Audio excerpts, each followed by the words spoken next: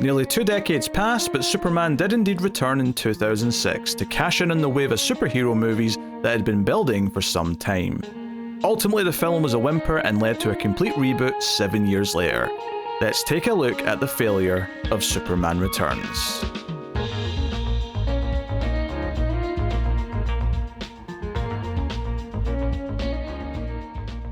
Welcome everyone to the Collector's Cut. I am Peter, and joining me as always is David. How many F's in catastrophic? This is a movie podcast and we are working through Superman season. We've got the new one next week. That is super exciting. In fact, by the time this goes out, it'll be opening weekend, and I'm sure many of you will be off to see it. Maybe you've already seen it the night before. We'll have the new review of the new one out on Tuesday, so we'll be fast tracking that. You won't have to wait a whole week. But we have one last stop on the Superman train. I should say plane since he flies, but we're here today to talk about Superman Returns, which came out in 2006. I was still in school when this came out, and I was excited at the prospect of a new Superman movie, and this is what we got. So we will be talking about this. We will start spoiler free as we always do. We'll give you a warning before we get into the spoilers. And of course, if you're enjoying the show on YouTube, please do hit the like button. It helps us out a bunch if you do. You also get bonus shows and bonus content over in Patreon, but more importantly, supporters. But I'll tell you more about that at the end of the episode. So it's loosely in continuity with Superman 1 and 2. It's ignoring 3 and 4. And the idea is that Superman left Earth. And it's about 5 years since he left. And I think the implication is that it's not long after Superman 2 when he left either, given some things in the movie. So he comes back, Lex Luthor's out of prison, he's up to something, and that's basically like it, in terms of like, you know, obviously there's plot to get to, but we can get all to that in spoilers. It's not really that important for impressions. You know,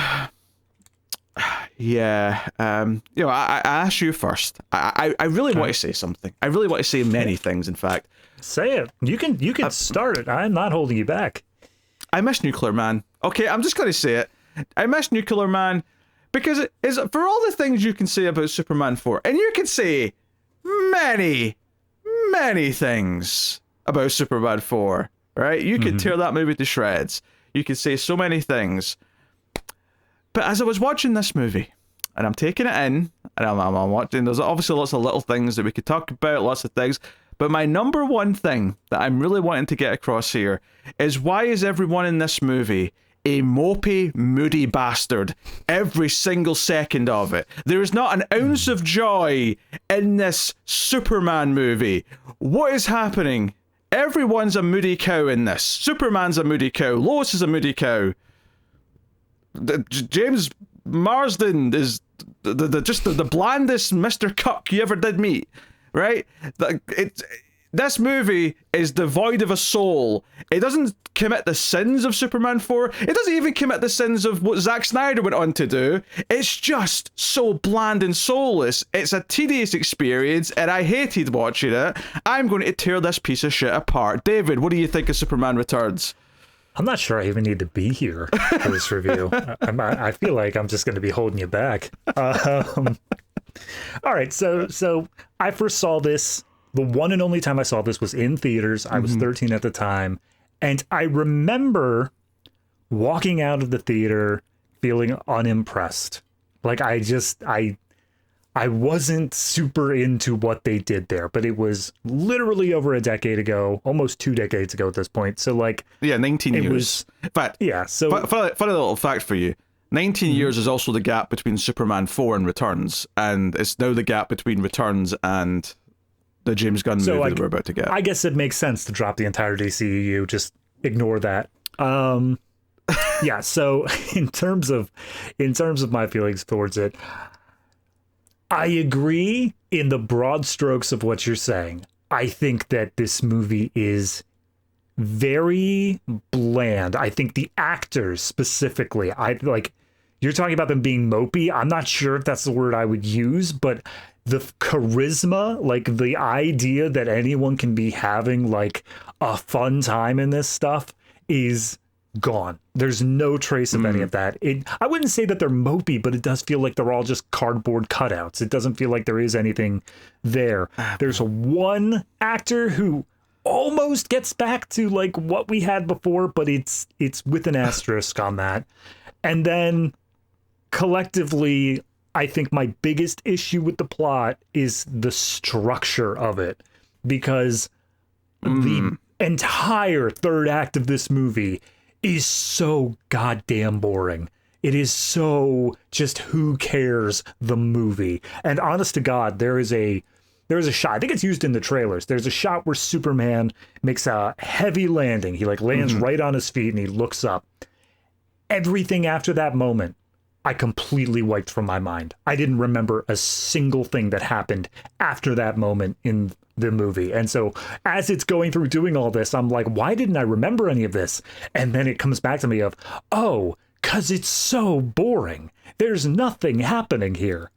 So yeah, I can't say I really enjoyed it. However, I will say there is one thing that specifically someone who is into the comics of Superman I get out of this, and that is, this is the first time out of all the other Superman movies where it feels like they were at least attempting to court that audience.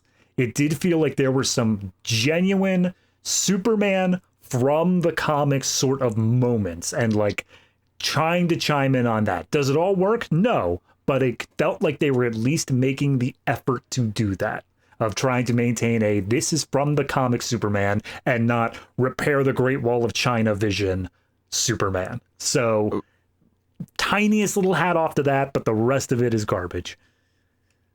Yeah, so what you're saying is that they didn't give him random extra powers. Okay, give them a clap for that. They got one little fix versus the other movies, and then the rest of it is just devoid of personality and charisma. It's because even this, as much as this isn't seen as the dour one because Man of Steel and Zack Snyder came along, like just look at the suit. Look at how like dark the colors are. Like, we can't just have the bright colors. We have to dim it down because it's a movie. And like, there's entire sections of this film, particularly the third act, where everything's just kind of moody and dark, a little desaturated. Like, it's very of its time in a lot of really bad ways. But yeah, the cast is the big thing for me, and the sad part is the one person who's slightly better than everyone else is the one that we don't really want to compliment because he's problematic. Yeah. But yeah, Lex is the only one who seems to have like a fiber of life in his performance in this movie. Yes, but even then, it's only every once in a while. I feel like it's such a strange beast to tackle, his Lex, because I feel like for most of the movie, Kevin Spacey is playing Lex in the way that I would imagine Lex to be played in any modern incarnation. The much more savvy, conniving, sort of megalomaniacal character, rather than just this guy going off the walls with his kooky, like, I'm so much smarter than you, rants. That's still there, though. That's not gone. That is still there. But that's the problem, is those two don't mix for me. When he's in one mode and then he just suddenly switches over to the other, I'm like, you're doing the Gene Hackman bit. I recognize it, and you're doing a good job at it, but it doesn't fit with the rest of your character that you've been doing thus far. That's the other problem with this movie, and it's wild because it comes from before we really had this term because it became a lot more rampant. But this is a nostalgia sequel. This movie is obsessed with referencing the original Superman. It's obsessed with following that movie's structure to a point. Like, it can't do the exact structure because it can't do the origin again. So it's, we don't get the first 20 minutes in Krypton and then another 20 minutes in Smallville. We can't do that anymore. But it still somehow follows the structure to the point where the villain stuff is so separate and like the main characters are so unaware of it. For like so much of the movie until the plan's enacted, and then that's when Superman and co become aware of it and they get involved, and to a fault, where I think here it's a hindrance to the movie and hurts the pacing because it gives the movie no flow. Like the first half of this movie, it just kind of feels like we're jumping backwards and forwards, and there's not much momentum, especially on the Superman side. At least Lex's side, he's clearly building to something. It doesn't feel that great, but at least there's a direction in mind. The stuff with the other side of the plot, with Superman and Lois and Clark and all that stuff, it just feels like it's meandering. And then to add on to this, and you've got the references to the original movie, the fact that they have a Tessmacher-like character. We have characters that Lex can say, hey, you're dumb, clearly you don't know this because I'm smart, because that's what he did in the original, so he has to do it again here. We have all that stuff. On top of all this, our two main characters, that being Superman and Lois, are both unlikable. They are both thoroughly unlikable in numerous ways. I think Kate Bosworth is the biggest miscasting decision that I have ever felt passionately about in a movie.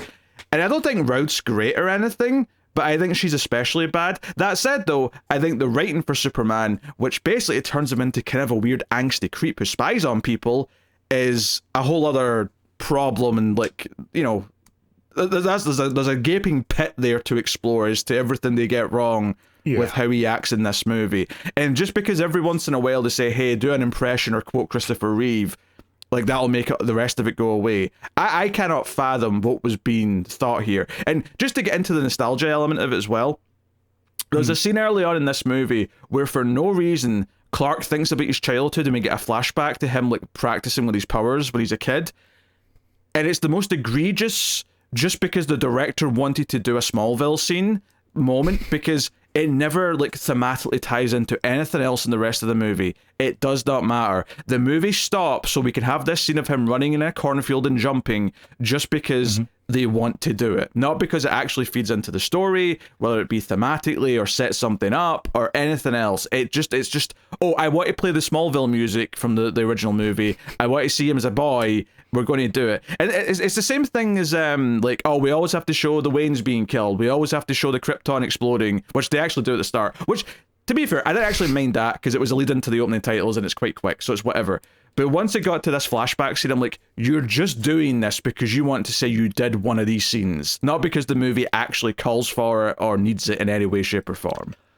Yeah, I also want to point out, and it kind of ties into that, is I think that this movie was probably about half an hour longer, if not more, on the script. I think that there was probably a lot more that was fleshing out certain things that just got maybe cut for time, maybe cut for budget. I don't know. Which is wild, by the way, because the movie is 2.5 hours long. And yes. I gasped when I saw the runtime when I was about to start it up. I'm like, oh no. I remember this being very bland, and bland 2.5 hours is much worse than bland 2 hours. Yeah. No, that was kind of the worst part for me as I was going through it. It got to that point where I'm like, oh, okay, this is the last point I remember in the movie. How much time do we have left? And it's still 40 minutes. And I'm like, if I don't remember any of the third act and it's still 40 minutes long, this is not going to be good. Yeah, that's the thing. And then obviously the entire actual plot, which we'll save the details for spoilers, but let's just say it's kind of just doing another take on the exact plot of the first movie again. It's just Lex with a similar kind of scheme. And it's just kind of really, this is it. This is the first Superman movie at the time in 20 years, pretty much. You've got the reins to do this, and your big idea is to just do things that the original did, which is always frustrating when a reboot sequel does that, where they'll just try and recreate the first movie. And we've seen many franchises be guilty of it now, but it's especially frustrating when Superman has decades of comics, dozens of villains that you could be drawing upon to make a story out of, and we're just instead, beholden to the original movie, but without any of that original movie's charm, any of that original movie's directorial quality and skill or visuals, and certainly without the practical effects, which I guess is another complaint here, is that, well, obviously there's going to be CG here, it makes sense. There are certain moments in this movie where I'm like, why didn't you film some of him on a green screen so you could have a real person at least in the middle of the frame? Because there's times in this movie where there is a rubbery CG character, and I'm like, you could have had him holding a green box against a green screen so at least the person in the middle could be real. I'll one-up you on that, in that, yes, he's rubbery at some points and whatever else, but there are moments, there's a large sequence of this movie that takes place out on a boat. Yes. There are very clear-cut moments where these characters are definitely on a blue screen, on a green screen, and they are superimposed onto an ocean backdrop. And that's fine. I'm not saying that you need to film out in the middle of the ocean for the sake of realism. Clearly that's not feasible, but it's a blank sky, some of these shots that they're going against. You couldn't tell me that you couldn't just film against a cloudy sky at any point during production here. It had to be green screened in. Those were the parts that, like, I was kind of thankful when the rubbery Superman showed up, because at the very least it blends in with everything else going on in the scene. The fact that it pulled me out to see people on a boat, which seems like would be the easiest thing to film, is annoying to me. I mean, I just don't think those are directly related to each other, because the rubbery Superman was a problem for me every time. He looks like Neo in the second Matrix movie, maybe a little better than that, but still... Yeah, he wasn't that bad. But yeah, but still very fake. He still looked like a video game character. And I'm like, these are shots that would have been in the original movie, some of them. And it would have been Christopher Reeve. And yeah, I get that, yeah, the surroundings you're going to make CG now. You're going to, like, pepper it up and you do all those things. But have the real person in the middle to anchor it. There's no reason why for most of these shots he has to be a CG figure. There just isn't. And it just, it's so frustrating. And especially since we're like, okay, it's one thing if they do this now. Not that I trust them to look good now, because CG people is always a thing. But this is 2006 CG. This is aged somewhat. So it looks kind of rough in some places to my eye now. So... No, yeah, you're right. Don't get me wrong, like, the effects are the least of the movie's worries. Like, it's got much more fundamental problems from a script and a story and a direction and a character's problem. Like, these are all much bigger problems, but worth mentioning as well. Because it's at least, because like, all that stuff is bad. Like, well, at least the spectacle might be good. But then you're like taken out of that and still, well, this is still shit too. So what am I clinging to here? I'm clinging to the few notes of John Williams music every once in a while, and even those are few and far between. There was a trivia bit that basically said that director of this film would not take the project, would not move forward if they didn't have the rights to the John Williams score. And I'm like, yeah, that's like 90% of your emotional resonance is done through that. It is not the characters, it is not the acting. And don't get me wrong, I think that's the right attitude. I think the John Williams theme in some capacity should always be a part of Superman. I think it's just that ingrained to the character now. But you're right, that's all he has. And somehow... like, John Ottman, I think the composer's name is, like, a lot of the score is just really forgettable and bland. It just doesn't quite work. And speaking of nostalgia, like I'm okay with them having some clips of, like, Marlon Brando's Jor-El for, like, a specific moment, but they do it 3 times in this movie, where we hear Marlon Brando's recordings of him talking about Kal-El and Krypton and blah, blah, blah. Like... they do it multiple times. It's like, you could have saved this for the one moment you wanted it to matter in.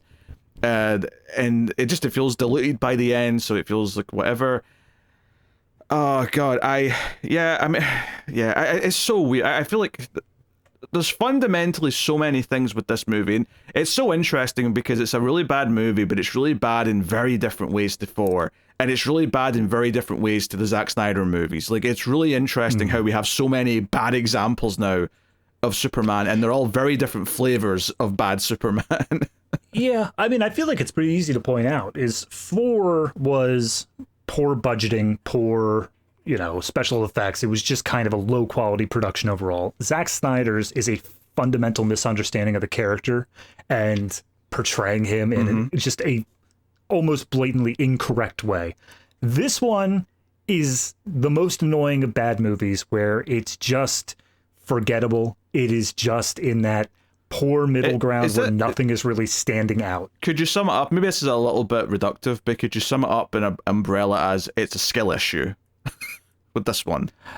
I mean, to some extent, I know. Okay, so obviously Bryan Singer, director, he was also doing the X-Men movies around this time, and I'll say X2. Not fantastic by modern standards by any means, but for the time, it was definitely a good superhero movie. It was doing decent. Like I do find it to be overrated though. I think the internet really like praises X2 like some like major movie. And I think it's okay. It's better than the first one, but like, I don't know. I was never in love with it. Oh, no, I mean, I think it suffers from a very similar thing as this movie, where I am at least more intrigued with X2 than this one, but the third act is such a drop-off for me. I feel like that's kind of the biggest problem I have with a lot of his movies, not discounting the person behind it, obviously, but the fact that the third act just never really seems to deliver for the scale that it feels like it should be. If I think back to the original X-Men, if I think back to X2, hell, if you, even I go back to something outside superheroes, like Usual Suspects. Like, none of those third acts really stand out to me as the thing that works about these movies. It's always something else going on. It's usually the actors being able to deliver on these roles. But this one, like we said, just didn't have the actors, so it's not something that's fundamentally working for me here. Yeah. I actually was never that hot in Usual Suspects, and I feel like people are going to say, "Oh, you're just saying that now because Singer's like problematic." No, I was never like that hot on it. I always thought that movie was. I never liked Bryan Singer, I guess is what I'm saying. Like, he was never someone that I found to be that. No, that's fair. I mean, I was never huge on him either, but it wasn't. I mean, I didn't find out that he was, problematic or whatnot until years after the fact that he actually was. So, in terms of like 2018 or something like that, I want to say. Yeah, it was right around the time like was it X-Men Apocalypse or the one after that? Maybe it was Apocalypse. Like, it was right after Apocalypse came out. Right. It really went public without everything. Yeah, but no, I personally, I've liked the movies independent of him, whether or not it's there, or hated them independent of him. It doesn't seem like it was really the director I was focused on there. Honestly, I didn't realize that X3 had a different director until probably like First Class came out, and I was like, oh, hey, that's a different guy. All right, never mind. Oh yeah, Brett Ratner. Oh yeah, the internet was well informed that Brett Ratner was the guy that came in and did the bad X-Men movie. God, so much to get into. I think we have to go spoilers soon, just because there is a lot to talk about within it. I think the general feelings we've had up until this point, but I honestly, like, I joked last time that I was probably going to enjoy watching this less than Superman 4, and I stand by that. Like Superman 4 is a bad movie, but it's kind of a funny bad movie with like weird charm at times. I don't think there's an ounce of charm in this entire thing. It's charmless, and that's such a dire statement to make about a Superman movie. I'll agree, but I also, one thing we said during 4 is that it was a blessed 90 minutes, and it didn't overstay its welcome. That's something I think is a major factor here, is even, like, I would be able to enjoy this significantly more if this somehow got rearranged, restructured, and cut down to even 100 minutes. But the fact that we're breaking it up into like 2 hours 40 or whatever, that is too much. It was always going to be too much for what this is. Yeah. I mean, as far as like the lead performances go, we kind of touched on them. I think Routh, like, there's definitely a group online who kind of like say, oh, Routh never got a chance, and we people who kind of like vouch for him and think he was good in the moments they showed. I think honestly, it does kind of feel like Henry Cavill to me in some ways, just in the sense that I don't think the script gave him much chances to really show what he could do. Because so much of the movie he spends kind of looking sad, or like he's sad that Lois is with someone else, or he's sad about this, or he's angry at Lex, or he's sad that he's Krypton is gone or something, which is another thing that bugged me, actually, is like, we're starting this movie with him being sad that Krypton's gone. I feel like we should have moved beyond this by now. I don't know, it feels like you're starting us off in a weird place. But this is again one of those things that I feel like something was cut. This is one of those things where I feel like there was some sort of expansion on why the hell he even thought Krypton was still there to begin with. Well, I can tell you one thing that was cut, because it's a deleted scene on the extras. It's unfinished. I don't think they finished the effects, but there was originally a scene that they filmed of him and his ship exploring the ruins of Krypton, like what was still sort of intact from it. I don't feel like that's. No, I mean, it makes sense that was deleted, but I don't feel like that's even what I would think would be. Well, necessary which is why I'm saying, because you're theorizing that there was some greater meaning to it, but all I know of is that there was extra stuff of him exploring the ruins. It was an effect sequence. There wasn't any extra depth. Right. So I will say, trivia wise, apparently, and take this from, it's coming from the actor's mouth. Kal Penn is in this movie. He is one of Lex's goons, seemingly the more scientifically minded character. He can do stuff with crystals. Apparently, he was originally, I don't know, filmed or if it was original script, but he was originally supposed to be a more fleshed out character who was kind of a disgraced reporter from the Daily Planet who managed to fake an article / some sort of consensus or whatever to convince Superman that Krypton was still around. and to leave the planet at Lex's behest.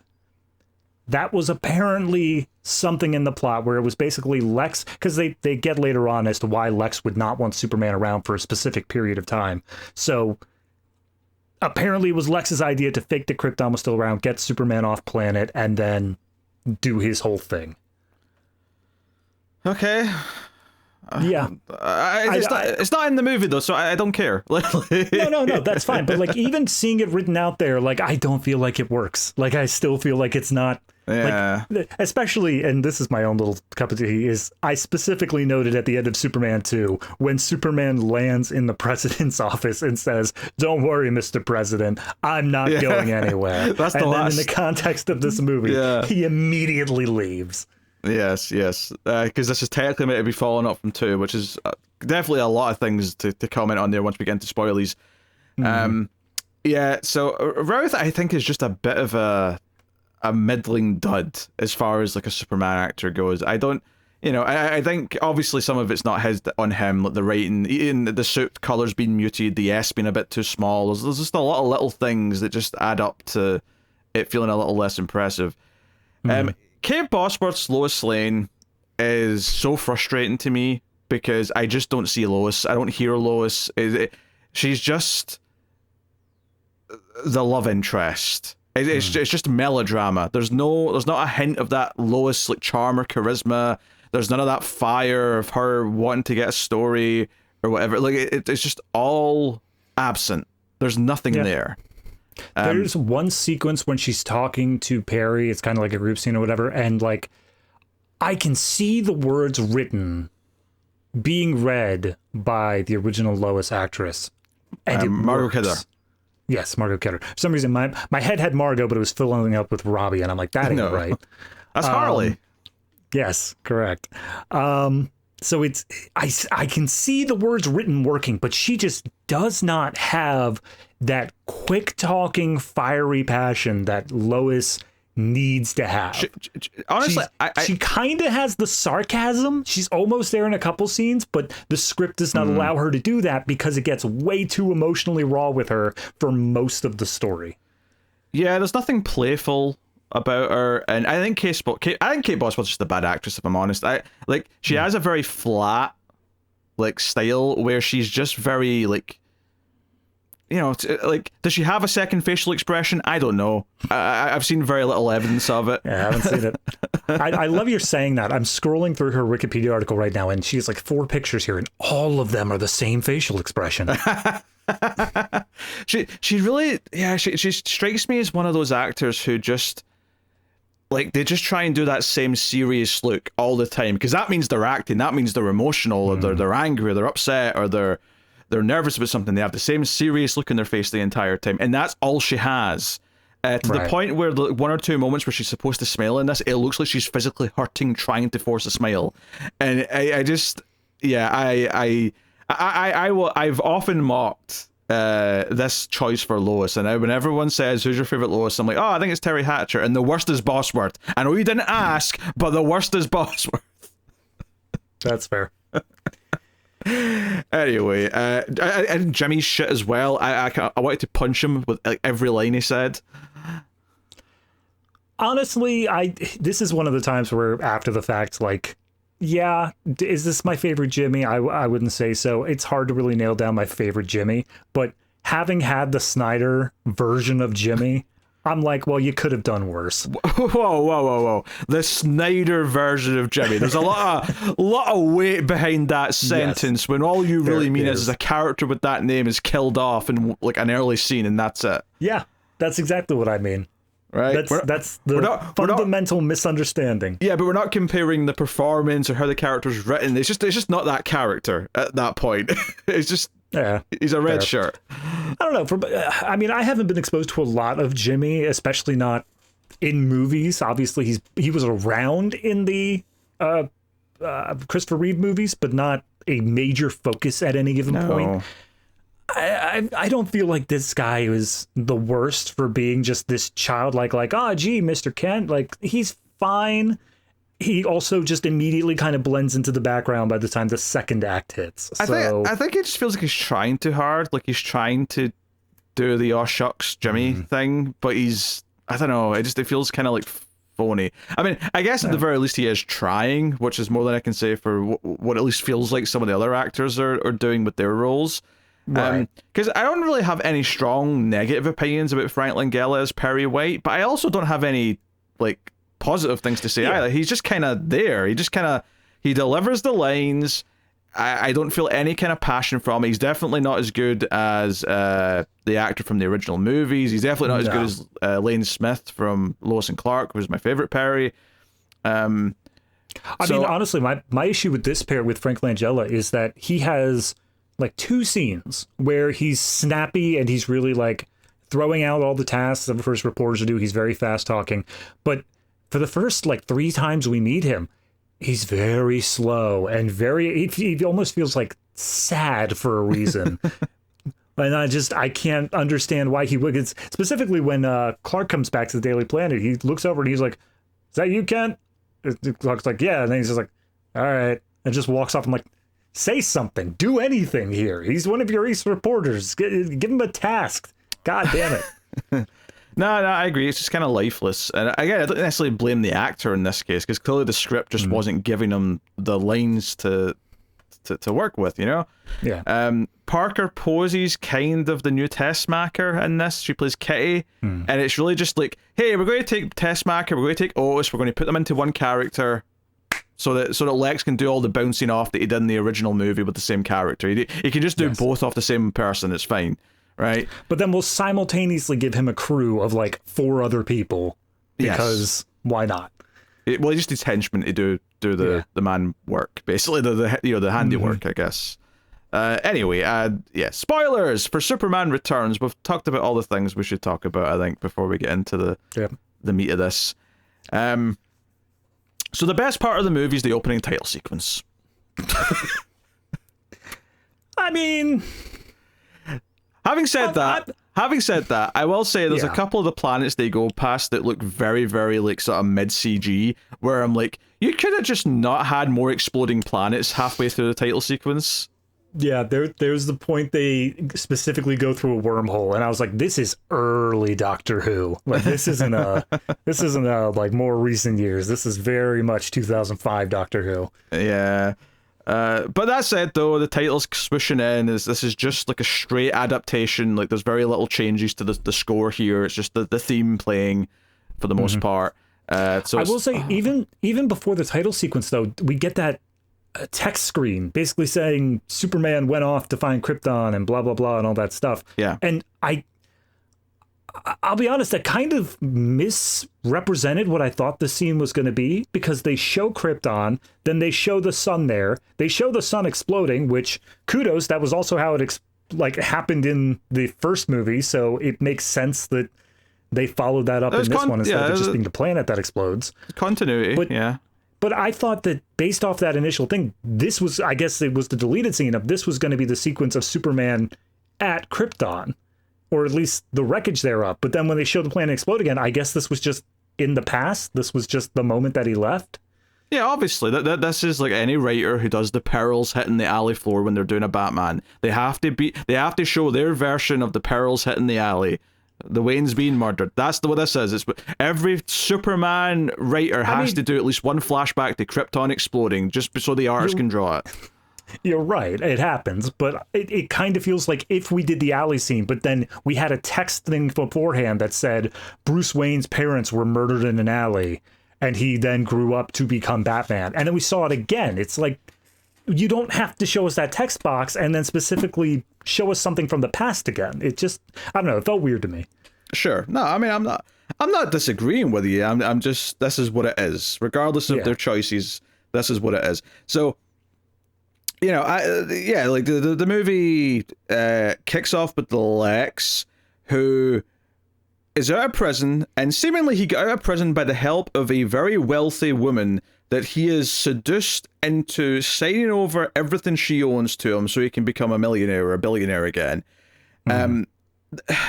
This is such a weird scene to me, because, like, don't get me wrong, I'm not saying that I think it's out of character for Lex to pull a scheme like this. Like, him like charming an old woman to like get her fortune doesn't necessarily feel out of bounds for the character.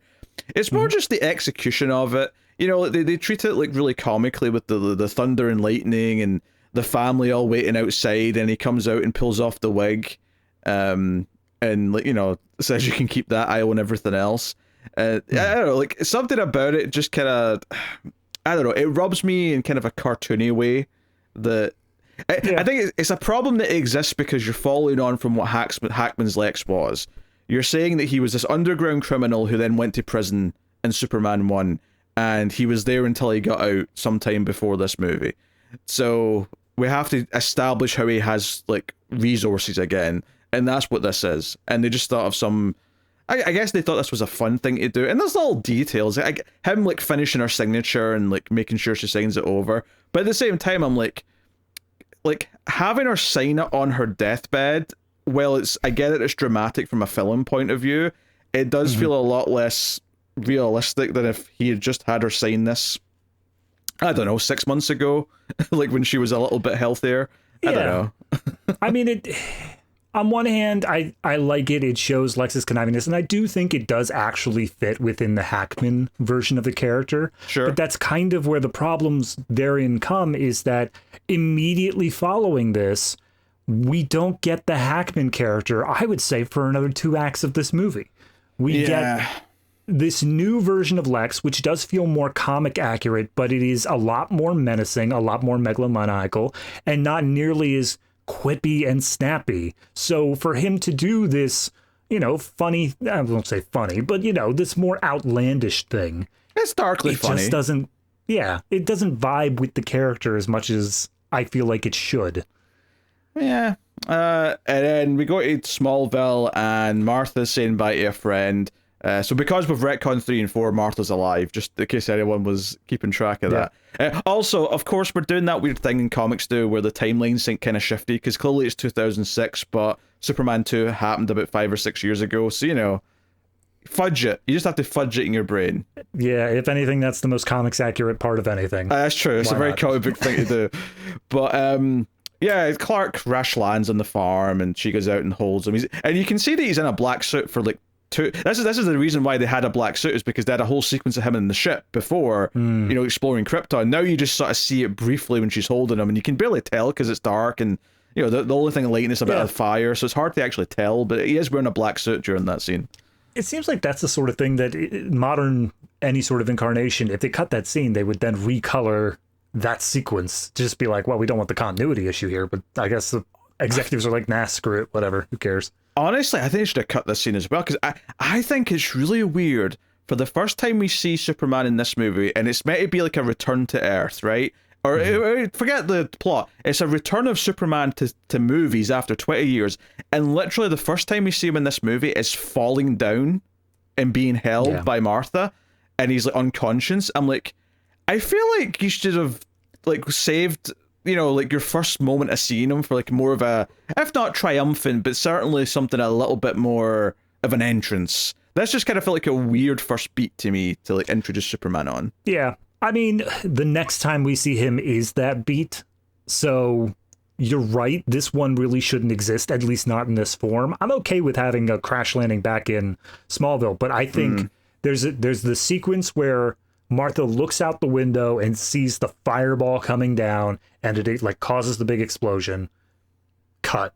Like that's all you need. We get the implication of what this is and what she's about to do afterwards. Yeah, you're thinking the first time we should see him is when he sits up in his bed in the you know, is that shot where like the barn's outside and you can hear the cock-a-doodle-doos as he's waking up at the crack of dawn. But specifically as Clark. It's okay to see Clark like that, but Superman needs the airplane scene to really show off. Yeah, but even like as Clark, I still think this is more of an entrance, because it's like it's more low key, obviously, but it's more of like he comes up into frame, the farm's in the back. You know, there's more of a presentation to it. But like I said, though, he ends up getting outside and thinking, and he has a random flashback to when he first floated, and it's just kind of like, okay, he's all right. He's doing his leaps and bounds over the cornfield, and then he almost falls to his death, at least what he thinks. So he ends up flying. Yeah, I mean, even if he hadn't started flying, I think he'd have survived just because he's, you know, him. Absolutely. But yeah, you know, obviously there's a scene where Martha's like crying and said, "Oh, you know, if your dad was alive, he'd never have let you go." And he gets all mopey and he's like, "Oh no, there was nothing out there. I'm truly the last one. I'm alone." And she's like, "You're not alone, son." And I'm obviously I like the Kents telling him he's not alone. That's obviously a big part of the whole heart of the Kents relationship with him. But it just feels weird. Like, this is what you want to start your Superman movie on, because this is not your first Superman movie, right? I mean, it's Singer's first Superman movie, but this is supposed to be continuing on in some form from previous movies. And the decision was made: we want to start him off being sad because he's the last boy of Krypton. I'll one up you on that. I wouldn't even care that much if he's sad that like he's seen the ruins of his planet. Maybe he even found like dead Kryptonian bodies or something. Like, it could have been a traumatic thing for him. The problem I had with this scene is that the prelude to it is Martha, as you said, crying and basically being like, "You've been gone for 5 years. I don't know if I would ever see you again." And like, that tore me up. And instead of him comforting her, he just tries to like sad Olympics one-upper and be like, "Oh yeah, well, my whole people are dead and like I'm back, so what are you sad about?" Like, that's kind of the vibe I was picking up from him, and it's totally un-Superman for me. Yeah, that is absolutely fair. I think the other problem for me here is that it kind of sets it off in a light, though, and I never really shook this feeling then for the rest of the movie, as everyone else was reacting to him being back and Lois was reacting to him being back. Is like, yeah, it kind of feels like you just abandoned everyone and like he didn't really give like an explanation. Like, I think like the whole idea of him leaving to see the ruins of Krypton just feels like a forced move. The only way it would make sense to me that Superman would abandon Earth for up to 5 years. Like, it's one thing if he knows he can get there with super speed or something and be back in a couple of days, whatever.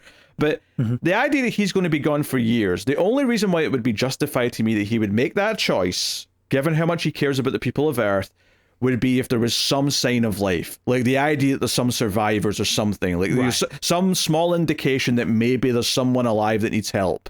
And that would be like a justification of like, okay, someone might need help. I have to go do it, right? I just, you know, deep in my bones, I feel like I have to go help them. And it would be understandable. But for most of this movie, I'm like, yeah, it was kind of a dick move. You leaving like this. I don't know. It feels like a really weirdly un-Superman thing to do. I honestly could see an entire one of the Christopher Reeves movies being this thing where they get a ping from space and he has to morally debate quandary with himself on, do I, you know, leave my planet unprotected, all these people that I've grown and cared about, and like go off and search for this other thing, or do I stay here and protect? It's kind of like trolley problem for Superman. Do I specifically leave and save possibly just one person, or do I stay and continue doing this and let that one person potentially die? Like, it could have been an interesting thing, but instead we skip over all of that as implicitly the decision was already made. He went to go do it, even though there wasn't even a sign of life there, and he comes back and he's upset that there wasn't a sign of life there. Yep. It just, everything sets off on the wrong foot. It doesn't start me off feeling good about anything. And, you know, like, okay, I'll say this. Like, the Daily Planet building looks good. I'll give them that. They got the globe on top. It has that old school architecture. Like it's not New York anymore. Yes. We can now get away from that a little bit. It still seems to be more or less like based around where New York would be, based on the maps and like references to the East Coast and all that. But yeah, it doesn't just look like New York anymore, so that's nice. Yeah, right. Although it does seem to have a Central Park based on a scene near the end. But yeah, that's fine. Whatever. Metropolis can have a Central Park. It's cool. Yeah, plenty of cities have a Central Park. How are they supposed to get any greenery? They got to put it all in one singular place. I mean, countries that aren't the US are all like, what are you talking about? You have parks all over the place. You don't have to have a central one. Yeah, but you don't have parking spaces, and that's where America like totally rocks it. I'm not even sure how to pick apart that logic, but okay.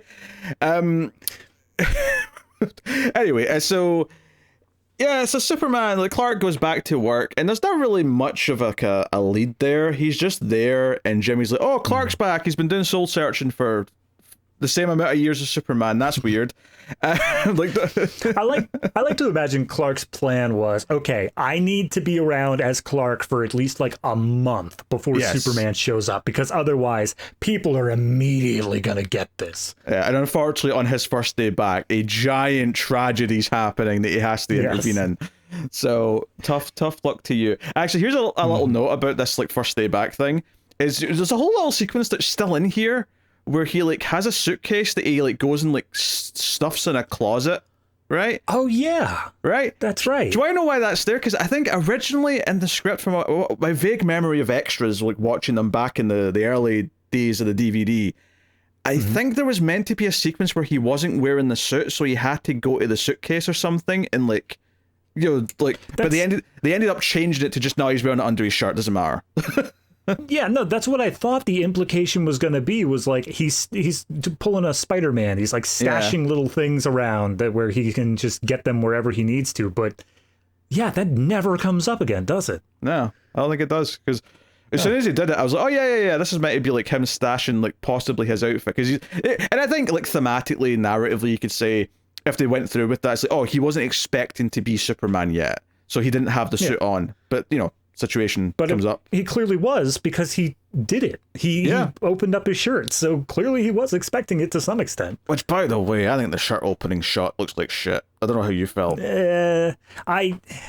I appreciate the sentiment, but the problem I have with it is it cuts it way too quick. We don't get to hold on it. He just like tear, beat, cut. He also doesn't tear enough of the shirt open, which I know is a weird complaint, but he only does like the top few buttons, and it's because the S is much smaller, so he's only doing the bit where the S is, so it feels really awkward. I'm like, just have him rip the whole shirt open like he's supposed to. God damn it. Regardless of the size of the shield. I mean, I don't even think it's the size of the shield thing. I don't think visually that would have mattered as much. I think the bigger issue is it doesn't feel realistic. That's the issue, is that the ripping open all the way feels so cartoony and unnatural, but it's needed. You need to be that cartoony and unnatural to make that moment work. Because it makes sense that if you know you're ripping the shirt open, especially if you're Superman with the extra strength, that it would open until it's tucked into your belt, right? Like it would go down to there, and that's pretty much what happens when Reeve did it in the movies. Like the entire thing kind of opens. Here it's just a few bits at the top that opens, and it just looks a little bit. It looks like his arms are too like clenched in. Like he's like a little child. Yeah. Like I'm pretending to be Superman. Look at me, Dad. I'm Superman. My mom's gonna get real angry. I ripped the buttons off this shirt. So yeah, we get his first interaction with Perry, which you mentioned. We get all the introduction to the Lois stuff, which is okay. First of all, she wrote an article called "Why the World Doesn't Need Superman," and she won a Pulitzer for it, which she's not got yet. Like she's accepting that soon, apparently. Yes. Right. Yeah. So there's that. She has a kid who's about 5 or 6. Let that linger there for a second. Convenient, that. And she's got a bland boyfriend that she's not married. Which, like, everything about the way this is introduced is so, like, I hate to keep using the word bland, but there's a level of blandness to how this is all introduced. And what I mean by that is that, okay, Clark looks at the photo and like sees the kid or whatever, or whoever it comes up, and Jimmy's like, oh yeah, and it brings up that she's with someone, and she's like, oh, did Lois get married? You know, Clark looking all concerned, and like the way they have Jimmy have a beat where he kind of goes, oh no, they're not getting married, and don't ask her when, because she hits that question. I'm like, all right, so what you're telling me here from a screenwriting perspective is that this guy is not going to actually end up being Mr. Lane. He is going to eventually be pushed aside, and all of this love triangle is a giant waste of freaking time, because obviously Superman and Lois are meant to be together, and this guy is just dead weight. He's just the nice guy who's going to step aside, and I'll give them this. For all the casting in this movie, James Marsden is the perfect casting for this shit role. I'll give them that. I want 2 points. One, the moment where Jimmy says, like, no, not really. I just imagine the moment from Dumb and Dumber of like, so you're saying there's a chance. Second is, this character's name is Richard White. He's apparently the nephew of Perry. So a little bit of nepotism there at the planet, but whatever. I could not get over the fact, and every single time that there was any interaction between these three, and if like Superman or even just Clark or whatever, all my little bits that I was just quipping at the TV were always calling him Dick. Because of course he is. Why not? If his name is Richard, call him that. I am shocked the movie never had a moment where they did that. And ultimately it's because Richard's a nice guy. Richard's a fine enough dude. He's upstanding enough in his own right. Like, he's not someone where it's like clearly the wrong choice for Lois. But yeah, you're right. He is just dead weight. By the time we hit the end of this, it's like, well, the only thing that's stopping it is that Lois still loves Superman and not Clark. And so unless she's going to get married to Superman exclusively, Richard's still allowed to stay there.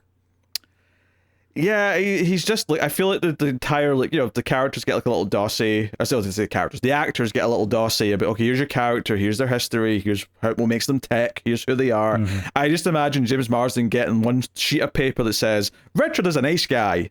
End of document. He's a pilot. He's a pilot. He's a pilot. So we can make some flying puns. Mm-hmm.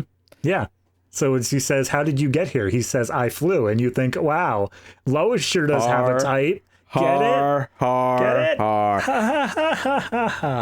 What's even worse, though, is when Superman's talking to her and she says, oh, you know, my boyfriend's a pilot. He takes me up all the time. And Clark has to wave his big dick and says, not like this, Lois. I'm like, you're so, like, petty. And it's upsetting me because you're Superman. You're not supposed to be a petty little bitch. Yeah, I mean... You can pretend that you're not, but he is. He is being petty. No, he's absolutely being petty. I by the time the third act hits, I do think there's a change in the way that he sees Dick. But at this point in the movie, yeah, it's just him being petty. That sounds like we're talking about like a gay coming of age story where by the end of the movie he saw Dick very differently than he saw Dick at the start. Hey man, he went off, he did some soul searching, and he came back wearing some new pair of tights. Let's just say that much. Yeah, I mean, honestly, all of this is just kind of whatever. I think all the Clark and Lois stuff just feels like a dud to me as well. There's one moment, it's not in this scene, I think it's the next time they're maybe in the planet together, where he says something about, oh, I hope, you know, me going off or whatever didn't, like, you know, I didn't want it to affect our relationship. And she sort of pauses and stops, goes, relationship? And I'm like, no, Lois, you're being weird here. Like, he clearly isn't meaning a romantic relationship in this context. That was a fine sentence, right? Yeah. You know? No, he just dropped the word professional or even just friendly. Like, that's totally normal. Yeah, all he's saying is that he didn't want you to be mad that he disappeared for a number of years, and you're making it weird by immediately saying, oh, you're hitting me because you're a sad loser, and you can never have me because I'm Lois Lane. I don't know, the chemistry was not there. It was off. Okay? I don't know why, but specifically the way you said that, I feel like, are you venting something, Pete? Is this something that we need to, like, work through here? I don't think that should be the feeling, right, between Clark and Lois, right? It should never feel like he's being needy and coming after her, regardless of the, you know, the attraction and, like, her not being interested in him because she wants Superman, you know? Yeah. I mean, it's even if we look back, ignoring 3 and 4, but it was very much present in 3 and 4, it's always been this thing of a mild flirtation, but still ultimately recognizing, like, yeah, they're friends. Like, yeah, that's how it is until the Superman reveal happens. But they do feel like friends, though, and, like, you know, and even in 4, like, it does feel like they're friends. It feels like Lois is looking out for him because, oh, someone else is going to try and date him. Well, I have to, like, give him advice. I have to step in. Like, at least that feels like, oh, no, it feels like there's some love here, even if it's not a romantic love on her side yet, or maybe she's not admitted that to herself or whatever. You can, you know, but that doesn't feel like what it is here. It feels like Lois here is like, no, we're colleagues, Clark. Don't say anything inappropriate to me. All right, that's what it feels like. Yeah, you're right. But in argument of that, one of Lois's defining characteristics throughout this movie is how pissed off and upset she is that Superman left without saying goodbye. And how much that affected her, and why she wrote that paper in the first place, that article, is specifically because she's like, nah, screw him. I don't care. I don't even need him anymore. Well, this leads to a whole can of worms that I want to talk about. So, All right. when he talks to her and she's pissed and he's like, I'm sorry I didn't say goodbye. And there's even a moment when he's Clark and she's like, how could he leave without saying goodbye? And Clark's like, oh, maybe it was too hard for him. You know, it hurt too much. He didn't know how to say goodbye, blah, blah. You know, he's talking about himself, blah, blah, blah. Right? And they have the meeting on the roof. She goes up to the roof to smoke because we have to reference the original movie. And he swoops up and he comes down and says, oh, you know, like, people are probably wondering why I'm back. But the implication is you're wondering why I'm back and like why I left. So I want to give you those answers. And we start all this down. And before we get to anything else, the thing that I really want to talk about is that the demeanor here with her being pissed at him leaving and even saying, hey, I'm with Richard now, you were gone.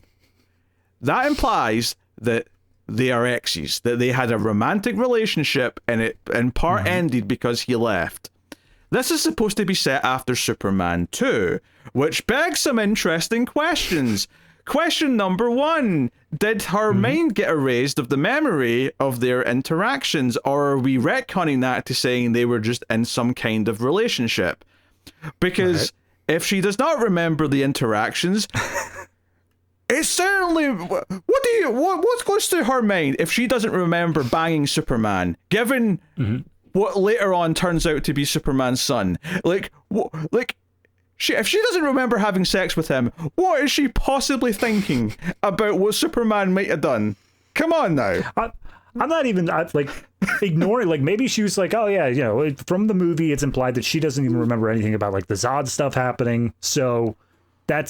She was rewound to the beginning of Superman 2 as that movie wrapped up.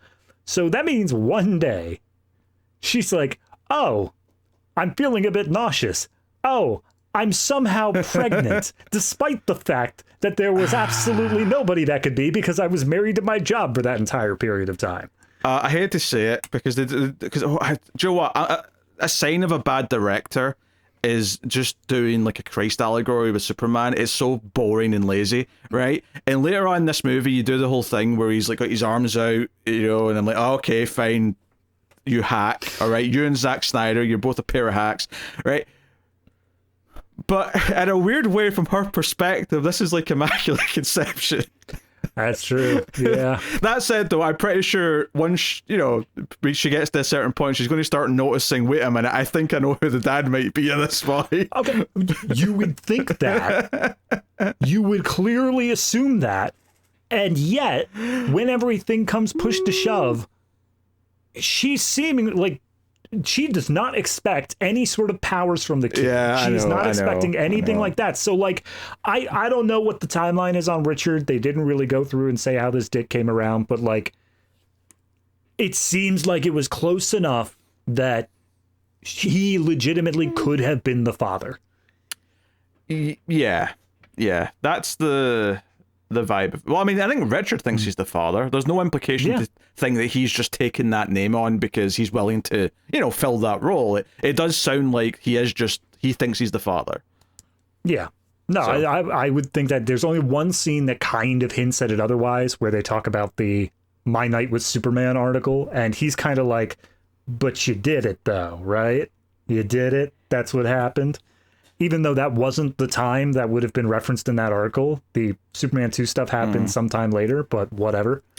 Yeah. And also, Superman 2 must have happened in some capacity because Lex never met Lois in the first movie. That's right. He says it's a reunion when he meets her later on, so some of that must have happened. I'm just going to go ahead and just say that, take all the plot points from 1 and 2, and then cut out like 30% of it. Who knows what actually happened, but clearly not everything could have happened. Yeah, for sure. So it's a whole bunch of wonkiness to that. But yeah, that's my big thing there though, was this idea of like they're talking like they're exes, but I really don't know.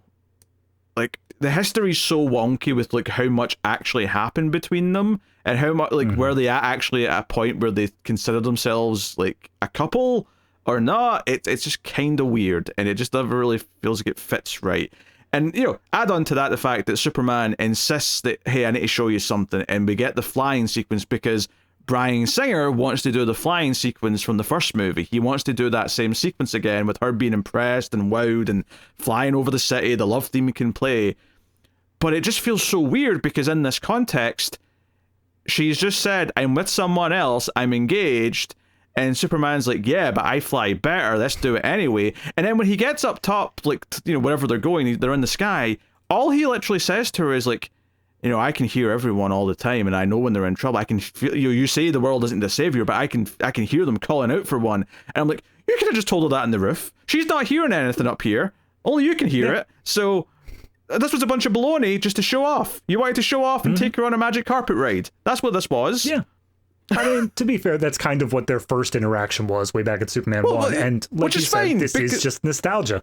Yeah, but that was fine in that context because they were both single. There was an attraction. Like, I'm not saying he shouldn't want to impress her, but like, I'm going to impress you when you're engaged to someone else, and you've just actively told me you don't want me to get in the way of that, but I'm going to trick you into it anyway.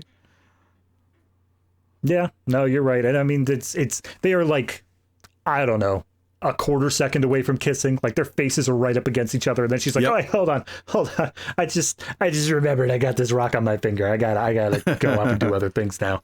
And I think this actually comes after he spies on them at the house. I think that was before this scene. I think so. I think you're right. Yeah, where he flies to the house and he just X-rays in and like listens to their conversation, and I'm like, Superman, dude, like, this is creepy behavior. Somewhere in between that, I think it was before he does the spy thing. We get James Marsden saying like, "Oh yeah, he has X-ray vision, right? Man, I sure would have fun with that." And in my mind, I'm thinking, yeah, but Superman wouldn't do that. Superman wouldn't, invade privacy and like be a creep about it. And then fast forward 5 minutes. Oh wait, never mind. Things have changed. Hey, Bryan Singer directed this.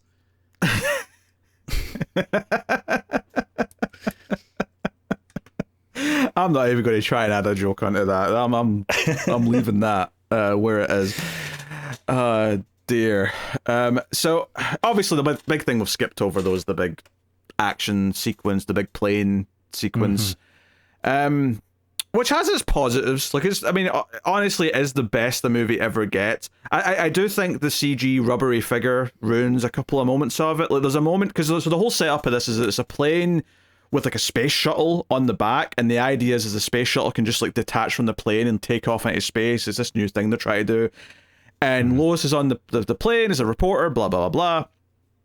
And obviously something goes wrong. And it actually ties into the Lex plot a little bit, why things go wrong. It's just kind of by happenstance. But power goes out, things malfunction, whatever. And the thrusters of the space engine start firing and start melting the back of the plane's wings. So disaster's happening. Superman sees it on the news, flies up, right? There's some moments in here I kind of like. I kind of like the idea of Lois looking out the window and just seeing the blur going past the window, and this idea of like, oh, he's back kind of thing. I do think we should have probably seen Lois like maybe before some of this stuff, like cared about her without Superman before she saw this, but that's another complaint. But like the moment where he like stands on the plane and he heat visions the holds, right, the clips or whatever that are holding the ship up, and he flies the shuttle up into space, he pushes it out because they're fine up there, and he turns back round. I do genuinely like the speeding down to try and stop the plane, like try to grab the wing, the wing breaking off, and then ultimately the speeding down to try and get under the nose of the plane to hold it from there. And there's like a solid minute here where, you know what, for 2006 effect standards, this is a big Superman scene. It is very much the, like, oh, we did the helicopter in the original movie, this is a much bigger version of that. And so much to the point we're going to quote the line from the end of that scene once he gets on the plane. But, all things considered, it's a pretty decent Superman action sequence. It's probably the high point of the whole movie, honestly. That's what I was going to say. You said at the beginning that the credits is the best sequence. I would argue that this really does work. And I think it, again, comes back to that idea that this is the most Superman I think that cinema had gotten up to that point. Like, yes, all of the other scenes in all the other Superman movies we had up to this point, they're great, and like it gets the character right and all that, but when it comes to the action scenes, because of how they're limited by the technology, it's always been very slow and very methodical and very, even the fight scene between Zod is the perfect example where it feels like every move is pre-planned and it's very slow the way it happens. This is the action-packed Superman swooping down to save the day at the last second that none of those movies could really do properly. And I think that it's the best action for Superman up to that point. Yeah, I mean, I have some issues with the aftermath, like when he's quoting the line from the original movie, right. Which I don't think I hated that line if that was the only callback to the first movie. But the movie's so beholden to so many little lines and like structural things from the first movie that it all adds up. But I do think having Lois faint again at the end was just the bridge too far. Like I don't think there's any context where I'd have thought it was a good idea to have her faint again, because she did that in the original movie. It's okay to do it then because she just learned that there is a man who can fly. Yes. Here, she has a kid with the dude. It should not be something that's that shocking to her. Yeah, I mean, if anything, like she sort of stands there awestruck and then faints, and I'm like, okay, if you're really selling me this idea that she's mad at him for leaving, like, have her, challenge him a little bit in this scene. Like, have her go into Lois Lane mode and start questioning him right there in front of everyone else, and have him, like, almost have to go on the defensive and say, sorry, I got to run, someone's in danger, bye, or something, like, whatever, but... just as he's flying off, yell up at the sky, you owe me alimony! Like, because I think the thing... if you're going to, like, do something from an earlier film, the smart way to do it, usually, that is used as a device to tell a story, is you change something about it. Right? So you don't have her just stand and be awestruck, have her reaction be so different because it tells us how much she's changed, how much the time passing has altered her character, have her inform us in some way. But the movie's so obsessed with just having her stand there, saying nothing, and then fainting, because that's, they want to do that moment, and that's it. I also, we've talked a lot before of why Kate Bosworth doesn't work for this, but I do want to point out the one thing that is beyond her control, but for some reason they still did. Her age, she just feels really young, not only for Lois just as a character, but for a Lois who has been involved with all this for at least 5 years. Like, that strikes me as she's just, like, maybe starting college when all of this stuff happens, and yet she's already the ace reporter by that point. Honestly, Brandon Routh feels too young to me as well.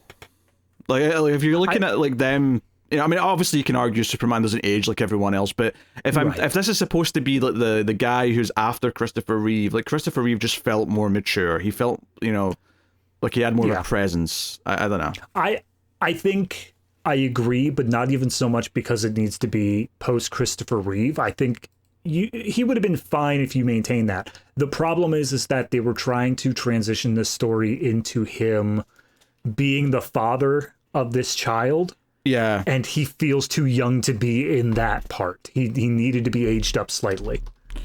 Yeah, I mean, yeah, we'll get to that at the end. But, okay, I'm just looking up Kate Bosworth's birthday.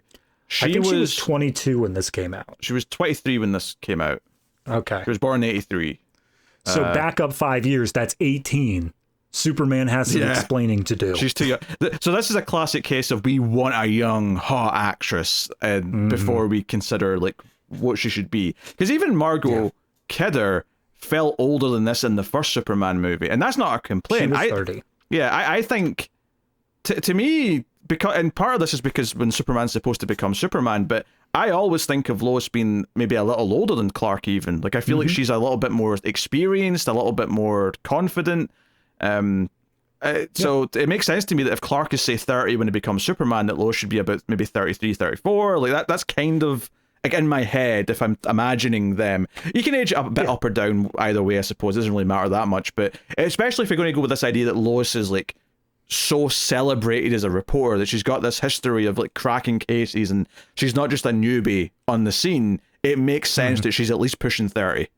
Like, by the time we start the Superman era of, like, her life. But, I'm okay with her being, like, the greatest reporter of all time, and she's, like, this wonderkind who started young, but you don't get a career that quick. You need to be able to build up unless the defining point of she gets the job and then her first thing is Superman. That can get her that elevation, but at the sacrifice of having this more experienced Lois that has a longer career when Clark shows up. So it's a give and take there, that this tries to do both and it just doesn't work. Yeah, I definitely prefer the experienced Lois, but like either way, I don't think this.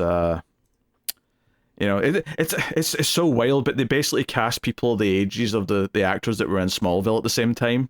Like I guarantee they're about the same age. Tom Welling was older. I think Tom Welling was older when this came out. It probably was. Smallville was like between season 5 and 6, I think, when this came out. Mm-hmm. So that had been going for 5 years already. Yeah, absolutely. I don't know who was that? Erica Durance? Oh, Lois in Smallville? Yeah. Yeah. When was she born? She was born in 78. She is older. That's so funny. Yep. That's the Teenage Superman show. Oof, damn. And I don't like Smallville, but she's definitely a better cast Lois than Bosworth is. I'll say that much. Because she's able to do that wit and the sarcasm and all that. Yeah. So anyway, yeah, big plane sequence. Obviously, during all this, the Lex plot's chucking along. He goes to the Fortress of Solitude. That's his big thing. He takes the big boat, the big ship that he's got from the old lady. Yep. And they go to the fortress. We get him putting the crystal in, and Jor-El speaks. This is the one time where I'd have kept it. This makes sense. That he starts prodding around the fortress, and Jor-El's like playback starts playing. I'm fine with that. Yeah, I mean, I don't know.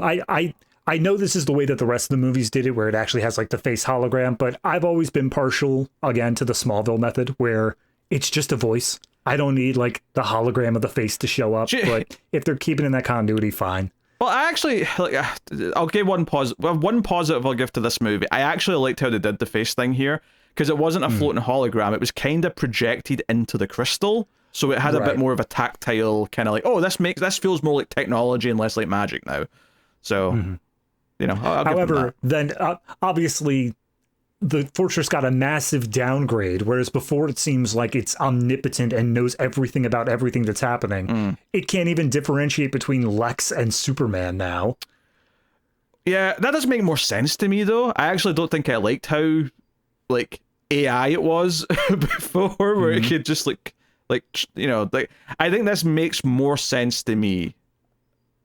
Now, I think the Fortress of Solitude has always been, in my mind, a place where, essentially the consciousness of Jor-El is implanted. Maybe not like actually, it is an AI kind of translation, but he's able to ask questions, he's able to get answers, and Jor-El is at least aware of the situation going on. He is able to keep some sort of a memory so that he can give proper advice to Clark. Him not being able to recognize that Lex is there instead is just weird to me.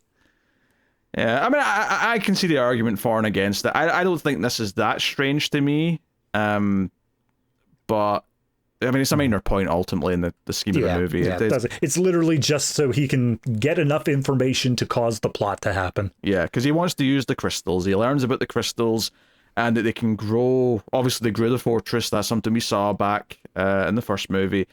And would you believe it? He wants beachfront property. Because that's what Lex wants in these movies, is he just wants land. Real estate. And regardless of how uninhabitable it might look, or is when it does actually form. Terraforming happens second. Yes. First you got to make the land, then you got to make it livable. It's just so funny though, because later on, once they've like grown their first island, or the first part of their island, and that they're sitting playing poker or something, on it, and I'm just like, this just looks miserable. This is just nothing but like horrible rock, and there's just like nothing going on here. Oh dear. Yeah. So, this is sort of ticking along in the background, and part of the middle of the movie is like he needs kryptonite for he steals that from a museum. They do the whole thing where they have Kitty like be in a car, but the brakes are malfunctioning, and Superman's distracted saving her, so they can break into a museum and get this meteorite that landed. Obviously, it's kryptonite. It's obviously not a big leap. Well, they specifically show on the little placard of where it came from, and it was the same. I think it was location that was where the kryptonite came from in the first movie. Oh, really? Okay. So again, those tiny little connections. Nice detail, I guess. There's also a couple other things that he does around, like Superman. I mean, there's like a sequence where he listens for like a bank robbery or whatever it is, and he comes down, and the bank robbers have this ridiculous size minigun with a huge arm. Mm-hmm. Which, you know, they wanted to do the slow motion bullets hitting the eye and all that. Which I will say, the end of this sequence where the guy shoots him in the eye with the handgun, right, is like a last ditch effort, and the bullet in slow motion like bounces off and falls. There's like a low angle shot looking up, and the bullet like falls down, and as it falls down, both Superman and the guy look down at it. I felt like the guy was looking down at it far too quickly because like how like it's a bullet, like how, like surely his head should be moving down much later than Superman's, but it feels like he's following it down in slow motion. That doesn't make any sense to me. Yeah, it's strictly for the style. I mean, that entire moment was just for the style of it. Like, he just fired a Gatling gun at Superman for 100 rounds straight, and then he's like, "This handgun will do the trick." Yep. And then meanwhile, Dick's being insecure and being like, "Can we talk about that night with Superman, Lois? Can we talk about that?"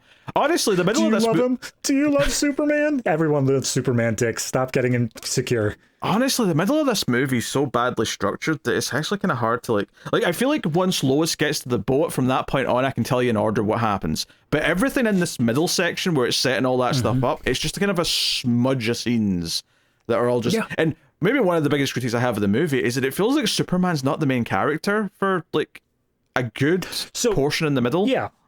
That's the part that I want to bring up, is that when we're talking about like the airplane scene, we're talking about how that happens, and it sounds like it's very early on. What you need to understand is Lex's plot, everything he's been doing up to this point, getting the money, going to the Fortress of Solitude, doing an experiment where he chops off a little tip of it, then drops it in water in a baffling scene involving a little model train set that just goes totally off the rails, pun intended. Then, and only then, do we get to the airplane sequence, and it's at least twice the length. Like, all the Lex stuff completely eclipses all of the Superman or even Clark stuff up to that point. Even after that, because I feel like once they're like actually on the boat and they're going out to do it, I feel it was a solid, like, other than a couple of cutaways to the planet where Clark's sitting around with Dick and they're just looking up the computer or whatever, it's just a solid like 20-minute section of mainly Lex and Lois. Like, Superman's like an afterthought, and I'm fine with focusing on like other characters. I mean, Lois especially, I feel like should feel like she is like almost a protagonist in a Superman movie, but it feels like he has no agency in this film. It feels like there's no actual like plot for him until he finds out that he may have a kid at the very, very, very end of the movie. Like, the only thing he has before that is that he gets the same choice he did in the original: go save Lois or save everyone else that are going to die instead, and he has to make that choice just like he did in the first one. We're doing that. We're repeating those beats. That's all we're doing. So I mean, and honestly, like, Lois getting to the boat pisses me off as well, because so the whole thing with the plane in the first place was that the crystal growing part of the land, like this little test they do with a little slither, causes like a power outage that's really far reaching, right? And it's not just stuff that's connected to the grid, even like cars, planes, like stuff that should be on their own fine, like battery powered stuff, still gets affected with this power outage, like a temporary EMP or something, whatever you want to call it. But it's an effect of the crystals being activated, which made me laugh. And I thought, like, well, wait, did something bad happen in the original movie when the fortress was built? And then I thought, well, maybe because it's because of where it is, maybe it's too far away from anything, so it doesn't really matter. It's in the middle. Is it Antarctica or the Arctic? I can never remember. North Pole. It's the Arctic. North Pole. All right. Yeah. So like most of Canada got a blackout, but whatever. Who cares? No, I love the idea that the only affected people is like one research station, like on the tip of the North Pole, who are in like a little base, and like, wait, why did all the power go out for 5 minutes? Oh well. Yeah. No, that's fair. But yeah, so part of the subplot here that they kind of reference a few times is that Lois wants to like investigate the power outage because it's kind of strange, but it's just mentioned a few times. The one thing that's important though is that she traces the location, like the epicenter of it, to this house, which is where the old woman lived that Lex took all the money from. And she chooses to bring her child with her to investigate this. Now, I know she doesn't expect like a supervillain to be there because all she's doing is investigating a power outage, but just bringing her like 5-year-old with her, right? it just feels so stupid. And then the fact that she decides to leave her phone in the car when she goes onto the ship thinking she might find someone to talk to, and then she just stumbles into Lex Luthor, who's brushing his teeth, and is like, Lois Lane. Although my favorite part of all this, of course, is the fact that when they reveal the wall of wigs, it plays a horror movie stinger when the wigs appear on screen. It's like, I like that implies that, like, that's the defining characteristic of Lex that everyone knows him for. It's not his megalomaniacal plans. It's nothing like that. It's that he is a wig connoisseur and he keeps this collection around. Yeah, other than the opening, the only time we see him with a wig is when he's getting in the museum, and for some reason he does this southern accent when he's pretending to be someone else, because the guard's like, oh, we're closing in 10 minutes, and he's like, we only need 5. I'm like, all right, Lex, whatever that was. I'm fine with him doing a disguise. Although I do want to, just thinking about it, honestly, with what Superman 2 set up with the whole Eiffel Tower bit with Lois and all that, I could believe Lois is just that focused on the story that she doesn't care. She's like, yep, I leave my phone. Yep, I got my kid. Who cares? Whatever. Got to get the lead. No, like, about herself, fine. I think the kid's different. I think that's a completely different thing. She's endangering a child, her own child at that. And I think the leaving the phone is just bullshit, because this isn't a Lois Lane thing I'm critiquing. This is a people thing. No one just leaves their phone, unless it's by accident. No one just leaves their phone back like that typically. It's something you just keep on you. And even in 2006, in the era of the flip phones, because everyone's got flip phones here, people still just kept it on them. So this just feels like a writing contrivance, because we can't have her have a cell phone, because that would make things too easy. Yeah. I mean, it's definitely a contrivance. Any explanation I could give is just going to be trying to put a Band-Aid on the contrivance. Yes. But you're right. It is. I could see some reasons for it. I could argue some points, but it is a contrivance for the sake of how do we try to somehow maneuver a way where Superman does not just immediately show up and stop this all from happening. Yeah. Lexi's whole thing, he sits them down and he's like, hey, I'm a big fan. You wrote my favorite article ever, which honestly might be my favorite line of the whole movie. That's actually a funny line. You wrote an article called Why the World Doesn't Need Superman. Lex loves that. Of course he does. Great. This is the most Hackman that the character gets at all throughout all the rest of the movie. This is his peak Hackman. There's a scene before this though where he's with Kitty and he's saying, hey, do you know about he's talking about some god or something like that. Prometheus. Yeah. And she's like, and he's like, oh, of course you don't. And he's going over to the library, and I'm like, this is a Hackman scene. This is him going over to the library while he's talking to Otis and Tessmacher. Like, so they definitely have a scene like that in here. Yeah. So no, I writing wise, I think that earlier scene is probably more Hackman, but like in the way that Spacey's portraying the character in this scene, it's got that levity that Hackman had for some indescribable reason. And to be fair, yeah, it's probably the most charismatic anyone gets in the movie is this speech. And there's the whole, go on, say it. And she eventually says, Superman will, and he just yells wrong. And I'm like, okay, that's a fine moment. You had a good idea for an exchange between Lex and Lois. I think the way Lois ended up being in Lex's, like, captivity is totally just random and out of nowhere, because it's time to get the third act moving. It feels so contrived. It just feels forced. But of course, the big detail here, or the two big details, is one, he has like a cylinder of kryptonite. They've formed it into a perfect cylinder so that the crystal can go inside it. We'll see why later. But as he's waving it around, Lois's son oddly looks a little bit like he's upset. Like something's not quite right. You say that? That's what the words are telling me? Yes. Nothing about this kid is different. He is just as awkward and weird as he has been throughout this entire movie. Yeah, he should have started fidgeting or something, like he was trying to get away from it. I don't know. But, I mean, Lex is waving it around and he's like, wait a minute. Who is that boy's father? As he's waving kryptonite in his face. It's like... She says Richard as if that means anything.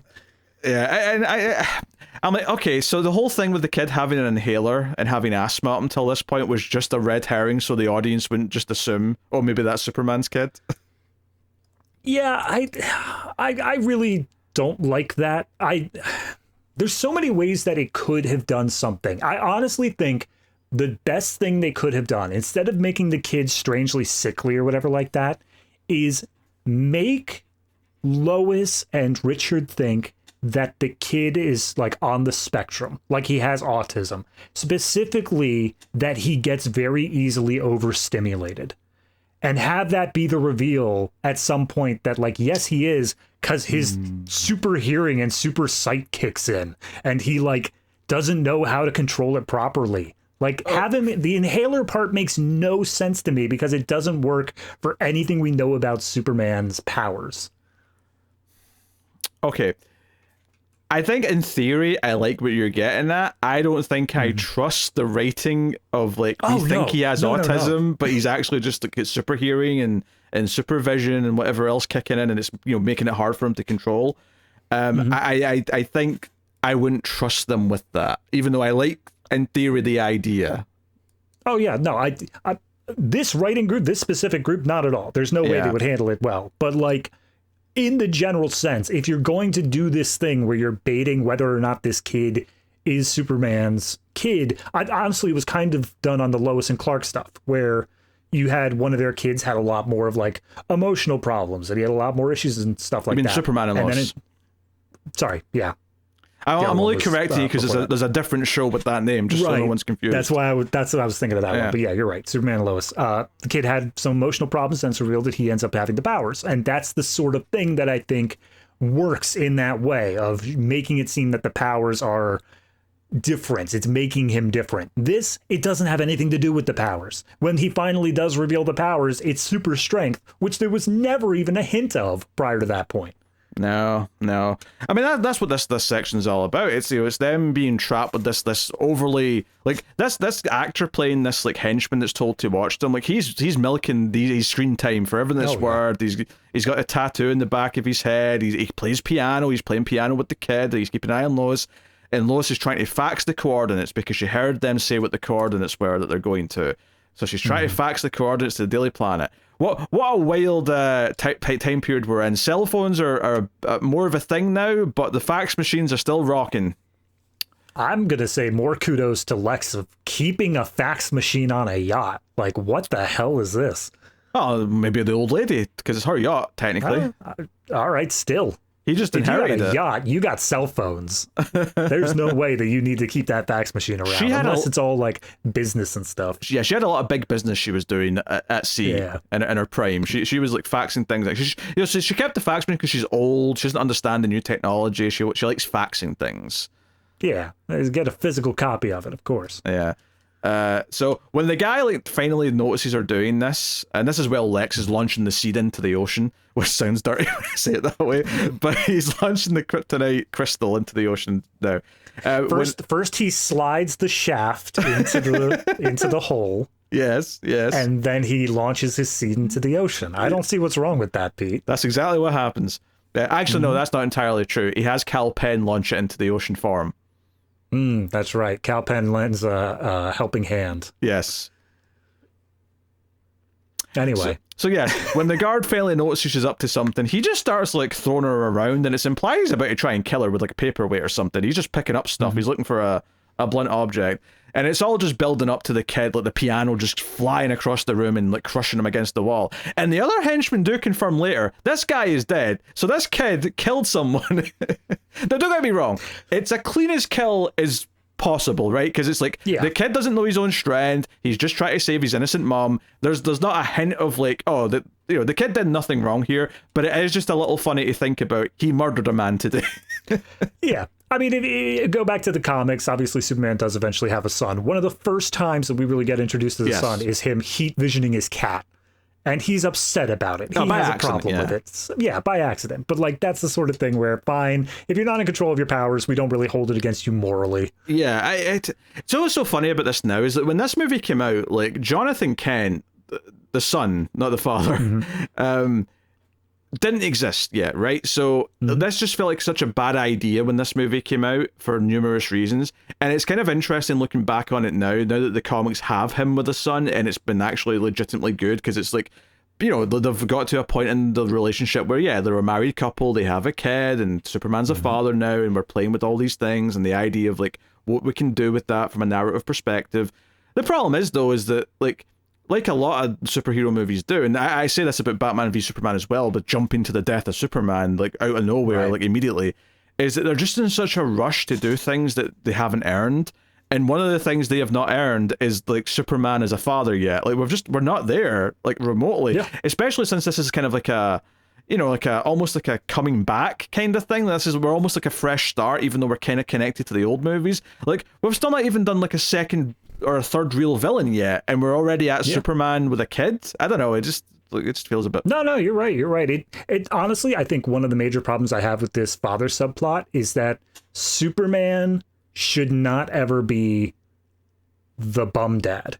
He should never be the one who leaves the child behind. Even if he didn't know the child was there, you shouldn't put Superman in that situation. So the fact that he comes back and this kid's already 6 years old, it's like, oh, I guess I should have known about that. Yeah. Yeah, we also find out, by the way, that he missed the court date where he was supposed to testify against Lex Luthor, and that helped get Lex out early. And I'm like, is there anything he didn't screw up when he left? Like it just feels like he did something selfish, and every effect that came from it has just been bad. Yep. That's why we got to the end of Superman 4, and he was telling Lois, like, oh, I can't be selfish, can't have my own things, because when I'm selfish, this is what happens. So yeah, the guards just lock Lois and the kid in, like, the pantry and the ship, and obviously when they say the guard is dead, Lex is like, where's the boy? So Lex clearly is thinking about why this has happened, but he's also just like, oh, we have to get a move on. This ship's going to be destroyed soon with all this island that's forming under the ocean. We need to get out of here. Yeah. So two things with that. First and foremost, the henchman coming up and telling Lex, it's like, yeah, Brutus is dead. He got hit by a piano, and all I could think is, what kind of Looney Tune shit is this? For a piano, you just say that so casually. But then, yeah, Lex does say, first off, he had his suspicions about the kid. Strike one. Then he hears that this piano went flying, and he says, where's the kid? And it's like, oh, in the pantry with Lois. Strike two, immediately, he should be going and saying, they're about to break out of there, because this kid clearly has super strength and is the son of Superman. And that should be a concern of his. But instead, he's, like you said, he's like, oh, well, this whole ship's going under at some point anyway. But it doesn't for another, like, 20 minutes. Yeah. So, I don't know. It just felt weird to me that he brought up the kid and then never did anything about it. Yep. He just is like, get to the chopper. And they go fly off. So during all this, obviously, there's all these ripples and earthquakes and things happening because the island's forming. Billions are going to die, which is something that you said earlier. Yep. And he's ecstatic about that, of course, because he's an evil maniac. And, you know, Superman, like, gets the coordinates. Jimmy sees them when the power comes back on. But when he's flying out, he can see under the water the ripples, the cracks going all the way to the mainland. And he's like, shit, I've got this choice again, to save Lois, to be fair, he doesn't know for sure is in, like, a completely death-defying kind of moment. Yeah. Like, she could just be sitting there.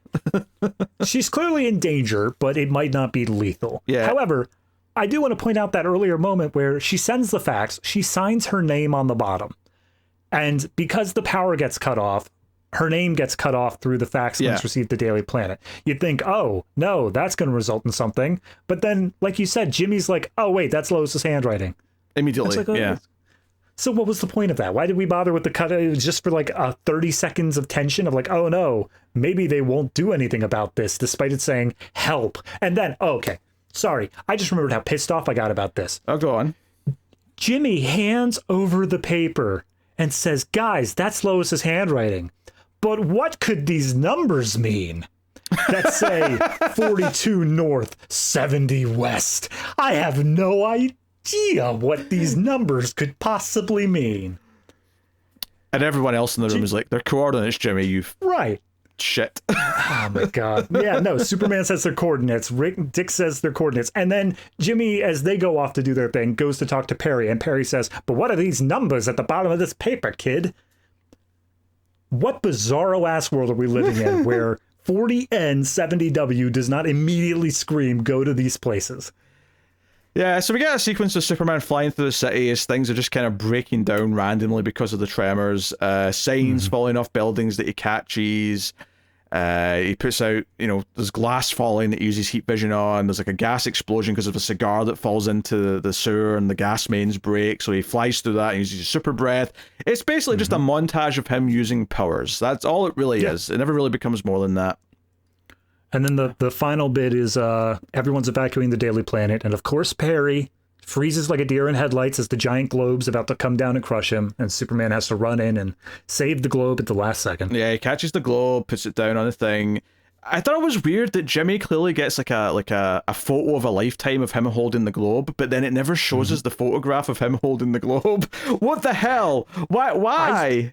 I swear to God, as he's looking at his camera after he gets a shot, his mouth moves. Yeah. I feel like he's saying something, but yeah, no, it never. That's just something else that's cut from this movie, I guess. I do want to point out, fast forward over into the Lex Luthor plot.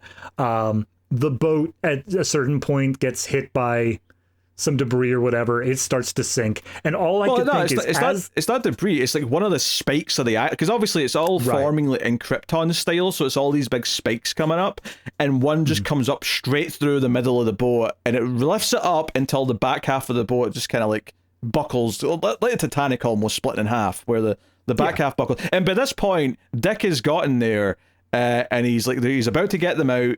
Because it does the whole fake out moment where the kid's going to use his super strength maybe to open the door, but then Dick's on the other side. Dick opened the door. It was Dick all along. And then the boat starts to lift up. Thank God for Dick. The boat starts to split after that. So we get a whole sequence where they think they're going to die. They're in the water. The boat's sinking. And that's the bit. As the water's filling up there, all I can picture is Superman holding that globe and very slowly and gently dropping it down to the ground to make sure it doesn't hurt anybody else. And I'm like, buddy, you are needed elsewhere. Although I hope the guy whose car that he put it on top of has insurance. I'm sure that in Metropolis, no insurance covers acts of Superman. No, they probably have like a special insurance tier for like Superman came in and did something like you pay a premium. Superman broke my window in order to save a man on the other side of my house. Can I get a refund for that? So obviously they milk it and they milk it. It looks like they're definitely dead, and then just at the last second you see like Superman's foot on the little window at the door. And he starts picking up the entire half of the ship out of the water. It's kind of a weird shot though, because he's just standing on the wall of like because obviously it's like it's tipped sideways right now, so he's picking up from like a beam of the metal of the ship, but he's effectively just standing on the door to the pantry. So it kind of looks weird because it looks like he's not flying. It looks like he's just like obviously he is because he's lifting it up, but it kind of just looks like he's standing there like posing as the ship rises. It's kind of a weird visual that maybe they didn't think about enough. I don't know. Yeah, I mean, I did like the thing of when he does get a handle on Dick. He gets his hands on Dick. He says, "Do you have them?" Mentioning Lois and the kid. Yeah, it's a good grip. And then, yeah, he just lets go of the ship, and you see it all drop out and fall back to the ocean. That's a nice idea. Yeah, shows a good shot, shows a good moment, but yeah, this is pretty much the exact point where I don't remember a single thing that happened until I rewatched it again this time, and for good reason. Yeah, because it's still like 40 minutes to go at this point, something like that. Yeah, because like obviously, like he gets them over to the little plane that Dick came on, and Dick's like, "Hey, I can't get in the air here," and he's like, "Oh, I'll get you in there. I'll give you like the kickoff," and it's like, "Okay, cool." Superman gets them in the thing that they got up in, and then he says that I can't get up anymore, and Superman lends him a hand. Got it. You're trying really hard to... I am. Yeah. He gets Dick up in the air. Notice I paused before in the air there just to give it a little bit of innuendo. But yeah, so they fly off. Lois is still unconscious from the water, and because she gets like hit in the head when she's trying to get out at one point. So Superman flies to the main land mass of this thing now, right? And this is only the start of it. Presumably when he uses the other 5 crystals, it'll become so big, and the simulations that you showed earlier is that it'll basically just flood the entire mainland US as he forms this new continent, because it'll be taking up all this space where the water was. So the water will all rush to the side. Sure, simple enough. but it's only done one bit of it, so it's not that bad yet. So not everything's breaking down yet. Superman lands. I don't think there's any flooding in this movie. Like, they don't show any flooding on the mainland, so it's clearly never that bad. So Superman lands, Lex shows up with everyone. So one of the things they did, of course, is that this crystal that went in the water to grow all this was put in a kryptonite case, right? This kryptonite cylinder. And the idea is that this entire landmass will be laced with kryptonite. I don't know how I feel about the fact that Superman isn't aware of it until Lex hits him. Like, it's like he doesn't feel anything. Like, it's supposed to hurt him. And even in the continuity of this movie, if it's supposed to be following on from 1 and 2, he feels pain when he's near kryptonite. That is just a thing. But here, he just doesn't notice it until he gets punched, and it's like, oh no, it's kryptonite's in the ground. Oh no, I'm in pain. I'm okay, because obviously, you know, the case is maybe like 3 feet away, 4 feet away, and then it's wrapped around his neck, and it's like right up against his skin. I'm okay with it being a drop-off where it doesn't affect him as it gets further away, and maybe it's just so far away that he doesn't feel it, but then he shouldn't be as vulnerable as he is. Yeah. He shouldn't be able to just be punched by Lex Luthor, and that's enough to knock him out. Yeah, so, and then it's a trade-off that doesn't really make any sense here. Yeah, his goons all just start beating him up, and it's like, oh, it's all sad. He's getting the shit kicked out of him, and he's Superman, and ultimately Lex saved a bit of kryptonite that he formed into a little shiv, and he stabs Superman, and he kicks him into the water below. He falls off the cliff at the edge of this thing, and it's like, okay. And for some reason, they start playing Jor-El sound clips, which was really egregious and I thought was totally unnecessary. Yeah, it's something about the lines is basically him getting to the part where he says, like, yeah, you know, people may suck sometimes. Humans are not as good as you. Want to make that clear. Is pretty much all he was saying during that section. But Lois wakes up and is like, wait, he doesn't know about all the kryptonite. He didn't know about that part. We have to go back and help Superman. And Dick's like, okay, if we must. We'll go save your boyfriend. And of course, it's actually the kid who can see him in the water, which, you know, I thought they were saying, oh, he sees him first because of supervision, because he's got Superman's abilities, or at least partially at this point. Yeah, because he's like 30 feet down in the water, as we've seen him go down before. Yeah, but both of the adults then say they can see him too, and I'm like, oh, I thought Lois was going to be like have to convince Dick, no, let's trust him. Let's trust that he's down there. Yeah. The kind of thing. That would have been a good moment. A good thing. It's like, oh, no, he's so much more. He's not our sickly son that he thought he was. He's something better than that. By the way, we need to have a talk about whose son this really is. Anyway. I swear he's your kid, but also he's also weak to kryptonite. just don't question it, Dick. Don't question it. Yeah. As it turns out, being in proximity of Superman long enough causes super embryos. Don't question it. Anyway, I'm going to dive in the water and save Superman. Yeah, she's the one that dives in to save him, which also felt funny because Dick just waits back until she pops up with Superman and then he dives in to help her. But like, it's like, no, she's the one who's going to go save him because she's the one that cares about him. Kind of thing. Look, I'm not going to save your boyfriend. I'll save you if you need help. I ain't going to save your boyfriend. Yeah, so they get him on the plane, and then Superman kind of like wakes up enough where he's like, I have to go back. I have to like fix all this. Well, there was a bit of the shiv that broke off inside of him, and Lois pulled out most of it, as we find out, but not all of it. So also when they're taking off, maybe that happens later. Actually, that happens later. So Superman like says he has to go. He flies up above the clouds, soaks in some sun. Because they do firmly say in this movie the powers are fueled by the sun, so they really play it to that here.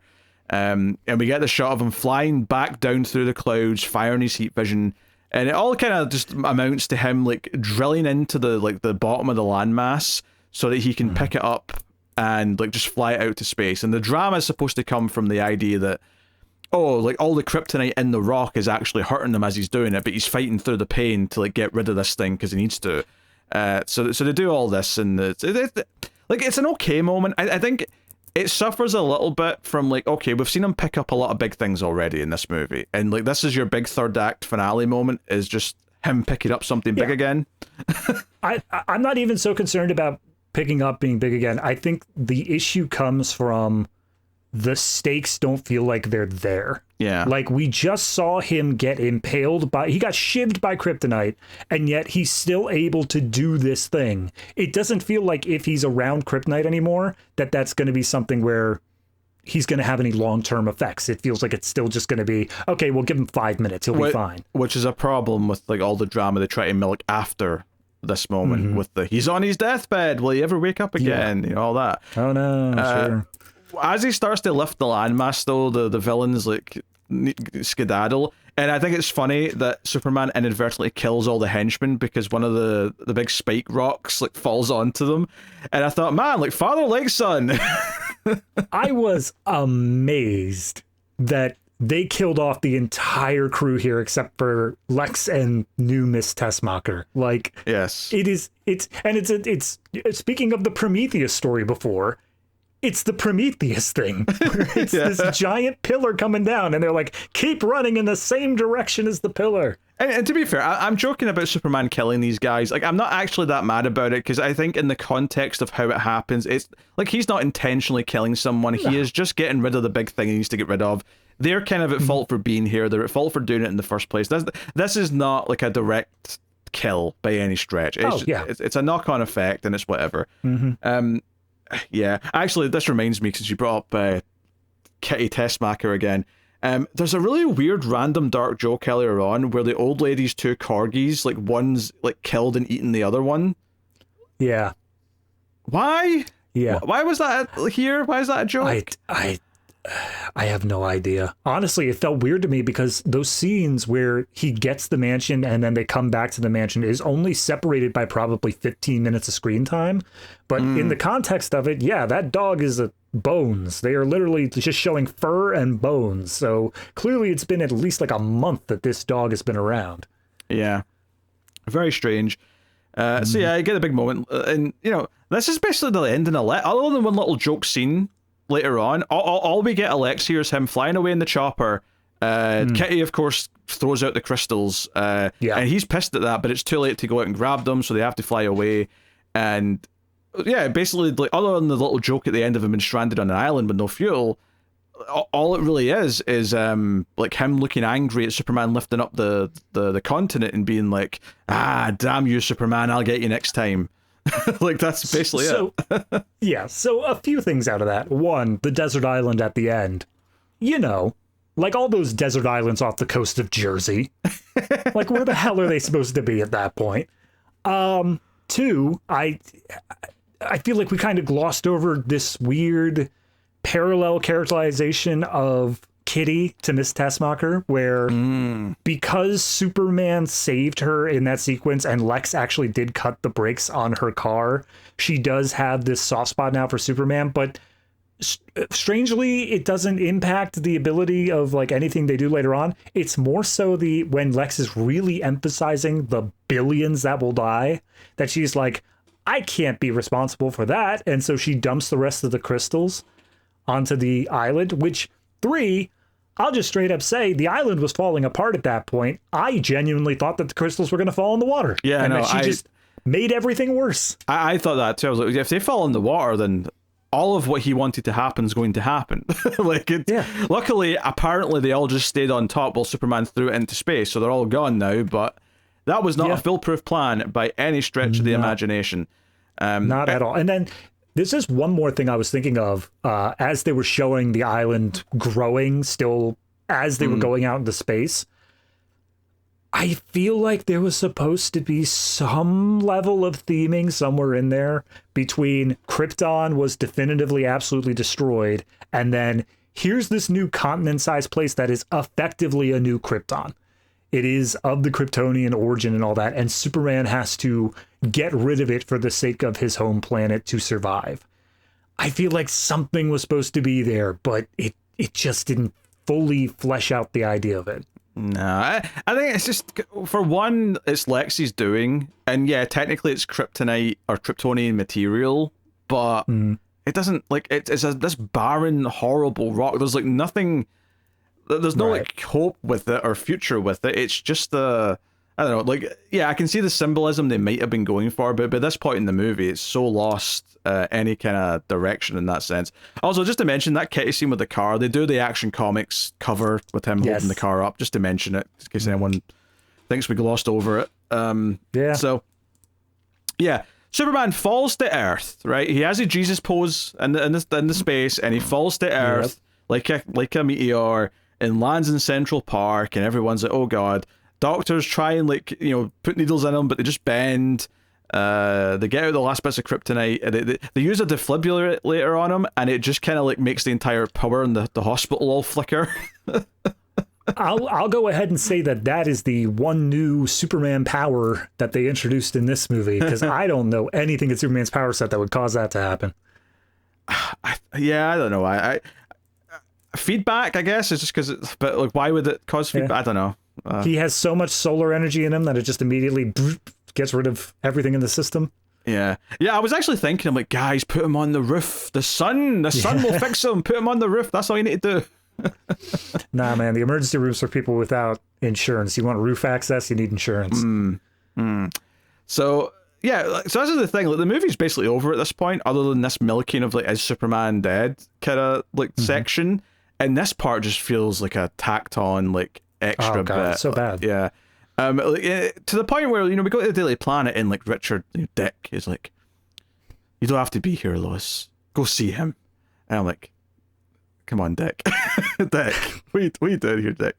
So, not only go see him, take our son with. Yes, I'll drive you there, and I'll let you go and take everything away from me. Reduce my manhood to nothing. Call me a dirty boy.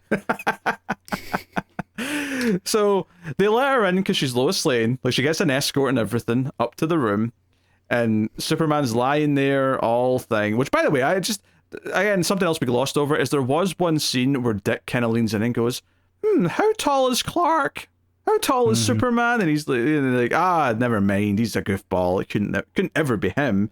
I'm like, yeah. Keep telling yourself that. That's who Lois is thinking about every night. That's why her password is still Superman. You loser. I just imagined him being like, oh, Cal. Wait, did you say Cal? No, Clark. I was thinking about Clark. As if that'd make him feel better. Yeah. I guess. So she does the whole thing where she whispers in his ear and presumably is saying, hey, here's your son. As the young boy is touching the outfit that's over in the corner, touching the S, I feel something from this. And the end of the movie is, once again, after he wakes up, because he's just missing from the hospital bed, he shows up in the boy's bedroom and talks to him while he's asleep. And quotes. I get the sentiment of the moment. I understand that this is this is my child. I have a new generation or whatnot. But God, it's so creepy. It's so creepy that he's just standing there in the room looking over this sleeping child, who is, by the way, wearing Aquaman pajamas, which just rings a whole new set of questions as to the setting of this world. They also referenced Gotham in a news thing in the middle of the movie. I remember that sticking out a lot in 2006, because Batman Begins was only a year old at the time, and it was like, whoa, are they doing something here? No, the answer was no. But so yeah, he quotes Jor-El a bunch. So the father becomes the son becomes the father, and I'm like, it just feels like you're regurgitating Jor-El lines here rather than any of this making sense in the context of what you're in now in terms of predicament. I mean, the scene at the end should be him saying to Lois, "Hey, can I have a relationship with them? Can we start this off? Maybe have the first meeting where he sort of kneels down and says, hey, you're going to have to learn to control your powers. Luckily, I grew up with them. I can help teach you how to do it. There's some start of a relationship between the son and him. It doesn't even need to be fully in the realm of I am your actual true father. Forget Dick. He's not important here. It should be something more along the lines of Superman just kneeling down to the kid, because the talk is basically saying you will feel like an outcast sometimes, but you will belong or whatever. Just talk to the kid and say, hey, do you sometimes have weird things happen to you? I can help you out with that. Or at the very least, I feel that same way too. Just talk to him like a person instead of, like you said, regurgitating these lines from Space Dad. Yeah, it just, and you know what's so weird about it is a comic recently kind of did this, but in a much better way, where Superman thought he was about to die, so he starts talking, hoping that Jonathan, his son, can hear him. and actually quotes Superman the movie. He says, they're good people. They try to be Jonathan, and he basically tries to give but it made more sense in context because he thinks he's dying, so he's basically giving the speech to his son to be like, hey, you can be Superman now. Like, you're just as good as I was. You can be better than me. It made more sense in context. Here it feels so forced because it's like, you're not going anywhere. Like, you're still going to be around, and he's only 5. Like, he's not ready for the big speeches yet. But the movie's so desperate to have him quote Marlon Brando that we're just doing it because we want to. So the end of the movie is like he's leaving, and Lois catches him as the young boy saying goodbye at the window, and she's like, hey, will I see you around? And he's like, I'll always be around until next time he leaves for 5 years. Yeah, I'll always be around. Okay, well, you weren't around for 5 years, so and no. Kate Bosworth tries. She tries to smile at that line. She tries so hard with all of her might, and she just can't. I want to take the sound effect of this ship, like the metal in the ship creaking and groaning, and put that over her trying to smile. It's just not in her range. I don't know what it is, but it just isn't. It's not. So we basically do the ending of all the previous movies where he flies up around the earth and smiles. Even Brandon Routh can't do a big smile like Christopher Reeve could. It's so slight in comparison. But it just feels like they didn't want to do the wink to the camera moment. It's like, no, you've earned it. Do it. That's at the very minimum. But like they do a thing where because it's a modern movie, we're going to watch him fly up through all the clouds first. We're going to see him go all the way into space, which I don't mind in theory. But this is like one of the most rubbery looking Superman moments. I'm like, again, you couldn't have like filmed him against the green screen so that we had a real person, at least the head. You can CG over all the suit if you want, I guess, but the head and the hands have to be the person. So he looks really rubbery, but yeah, we get the ending, and I'm like, okay, fine. You wanted to do the same final shot as Richard Donner's Superman. I get it. Yep. But it would have been so much more powerful, though, if it wasn't constantly referencing things throughout the movie. See if they just did like a good Superman movie that felt like a modern take in the times, but you still ended with him flying around the earth and smiling at the camera at the end. It would have been like, okay, you know what? You earned that. You earned that moment at the end. But they didn't earn shit here. They earned nothing. Yeah. I can't believe how much of a dull dud this is. Like, on every conceivable level, pretty much. It's just a nothing movie. Yeah, no, I mean, it's again, there's every once in a while, like that moment when Superman flies up, he gets recharged up by the sun, the moment where he's hanging out in space, listening to all the sounds, and then he rushes down to stop the robbery. Like, those are moments that work for me because I am familiar with Superman outside of the movies. I am familiar with what the concept of Superman is in the comics, and it feels like they are touching on that ever so gently, and like they're just barely nudging into territory that I think would be great for Superman. Yeah, but it's like 90 seconds of like nice Superman ideas surrounded by just a tall, devious plot. Right. And that's where I think that it really overstayed its welcome. There's no reason this movie needed to be 2 hours and 40 minutes. There's nothing, like, it doesn't justify that length at all. And the third act is such a slow, drab pace where nothing is really happening, to the point where when we get to that hospital scene, I'm actively wanting the movie to end, because I'm like, you did it. You did the end of your movie already. Just stop, fly him into space, and smile at the camera. We don't need all of this extra stuff at the end. And not to mention, like, not only is the third act badly paced, like, so much of it takes place on a barren rock in the ocean. Like, there's no, like, there's no one around to save, really. Like, once he saved the others, like, Lois and Dick, it's just, like, that's it. It's, like, just him and rock for the rest of the third act. It's so also visually unappealing to look at. There's... not to play it too much into like the stereotypes or whatnot of saying like tropes are bad, but there's that sequence where the Superman's unconscious in the back. They're trying so hard to get the plane flying again, be able to take off from this rock. Right. I forgot about this. And it goes off the edge of this waterfall, and it falls down, and it's hidden behind some rocks.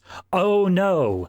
Did the plane crash into the rocks? And we're not. Oh, nope. Never mind. There it goes. It flew away. It pulled up at the last minute. Who would have thought that when we just held on that shot for an extra 5 seconds, that would it eventually fly up into the screen? And I get it's been done to death by now. I don't know how it was in 2006, but like I have to imagine any audience would know. That was we're like not going to kill Superman that way. That was an Indiana Jones like time period sort of scene of the plane getting off the edge. You don't see it for a few seconds, then it comes up into shot. Like, and it's fine. It was a good moment for its time.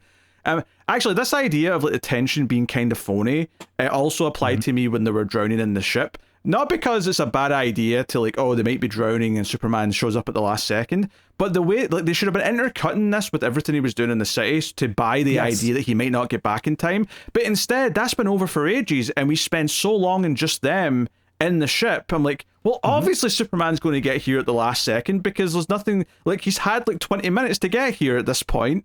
Like, we've been killing time. I would love to see an edit where that is intercut, but I think that ultimately it is not going to work because, like I said, they do a great job of having Superman be rushed for most of his sequence, where he's like, as he's flying around the city, he has to turn around backwards and do just a wide spray of heat vision in order to stop glass from hitting people. And he can't stop. He has to keep going. But the moment it gets to the stopping the globe from crushing Perry, and it just slows down to an absolute stop as he gently sets down the globe, that immediately kills all momentum moving forward because it's the end of his sequence. It doesn't feel like he's in a rush anymore, despite the fact that Lois is drowning several hundred miles off the coast. Yeah, it's lacking urgency.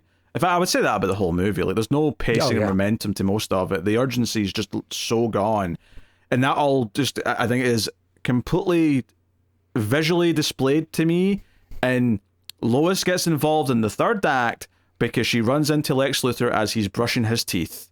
Oh no, she's with the villain now for the foreseeable future. That's her involved in everything. Because up until that point, there was nothing connecting her to like what was going to happen in the third act. Or Superman either, for that matter. But at least Superman, he's going to have to come in and save the day. But like... Right.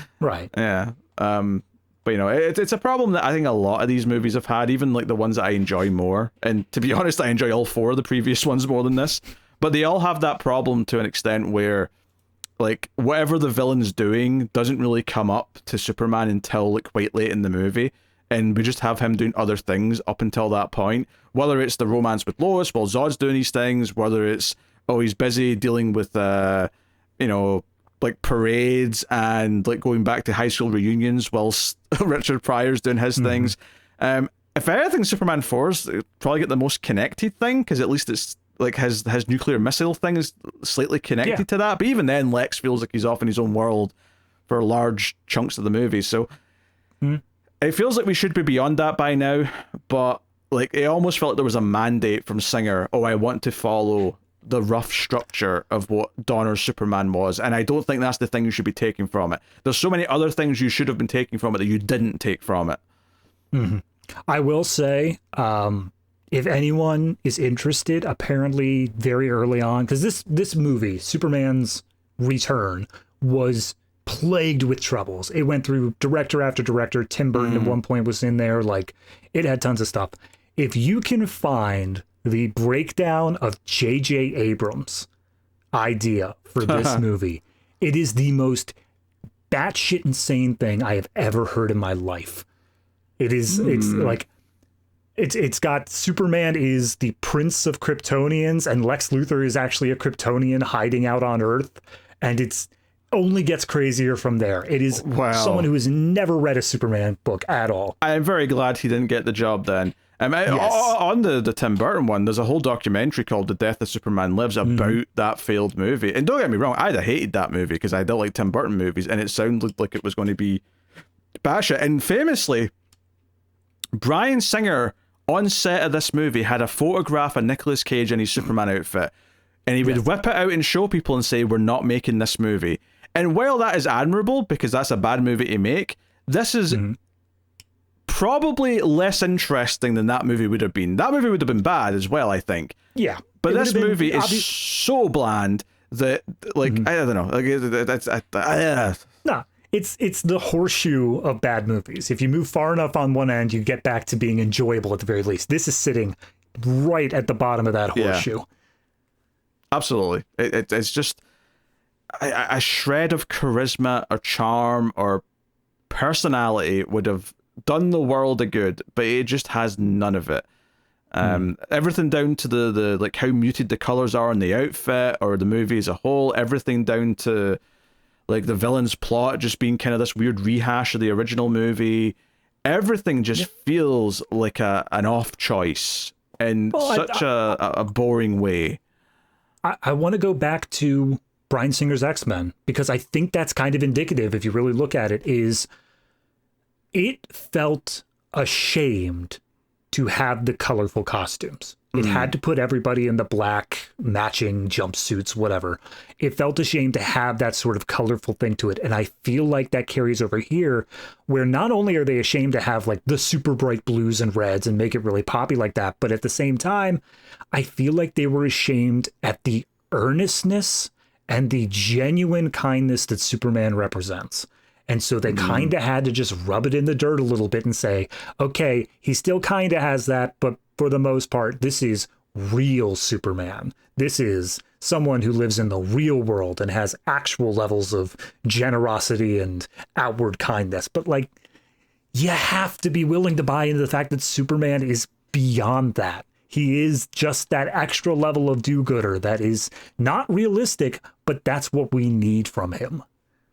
Yeah, that's the point. The point is that we need him. It's not that he's a realistic person. It's the idea that we all hope that someone that good is out there that we can rely on. That's what it is. And he's and even as Clark, he puts that into the world of this like naive do-gooder because he wants to try and inspire it in the people around him. Like, there's so much to Superman that, like, yes, this idea of we want to make it more real and more gritty, and that's something that would go even further with Man of Steel and like what came from that.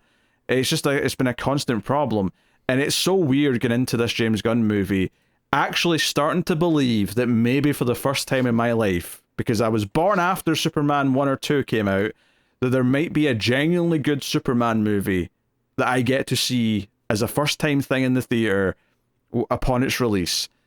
And maybe I'll be disappointed, but by the time this comes out, I'll have either seen it or I'll be about to see it. Yep. Who knows? And I can't wait to talk about it next week. But no doubt there'll be passion in our voices, regardless of how it turns out. In fact, the worst possible... not be pulling a Kate Bosworth. Oh, for sure. The worst possible thing it could be is in the middle. And we're like, well, it wasn't terrible, but it also missed the mark in all these other ways. Like, that would be the worst possible outcome, I think. But... at the very least, it seems competent, based on the I mean, if nothing else, like the lead actor in the new one, Cornsweet or whatever his name is, like he gives me more moments in the trailer of like just the way he says things that make me go, that's Superman, than anything Brandon Routh does in this movie. Like he has a whole movie here, and I felt nothing from him the entire time. Right. And the trailer for the new one already gave me a couple, so I'm hoping that's going to carry over, and we're going to, get all this. You've been avoiding the trailers, haven't you? I have, yep. Yeah, as much as I can be. I mean, we've earlier this week we'll have had Jurassic World Rebirth, and I am pretty sure I'm going to get a trailer for Superman in front of that. But very possible. I've avoided as much as I could. Yeah. Well, if nothing else, you'll hear the new rendition of some of the themes, and you'll get hyped. You can close your eyes and just listen to the audio. David, what are you rating Superman Returns? I went into this review, honest to God, thinking it was going to be above a 5. I went into this thinking like, it had its issues, but there are a few moments that like I enjoyed just enough. But David, my work clearly is done. Yeah, that's... You made the point, it might have been in the rating section just now that's going to be over on Patreon, but you made the point of all of the good moments essentially boil down to 90 seconds. And I'm like, you're right. It was just spread out enough that I thought it was actually doing things more frequently than it was. So I think that this is a movie that is done by someone who loves Superman in the abstract concept of he's not playing him as a joke. Superman is something to take seriously, but I think he took him just a little bit too seriously. He made him a bit too gritty, not in an evil, violent sort of way, but just ruined by the world as it exists in actuality instead of being this beacon that can shine through it. So I think I'm going to dip beneath the 5, and I'm going to say this one is actually a 4.5.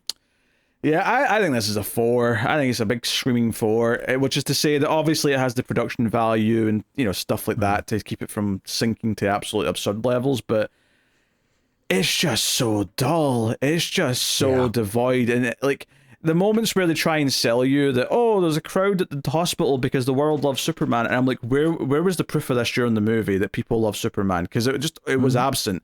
Like, you know, you could have him like have some inner turmoil. Of course you can. You should have him have some inner turmoil. He should be struggling with decisions, of course.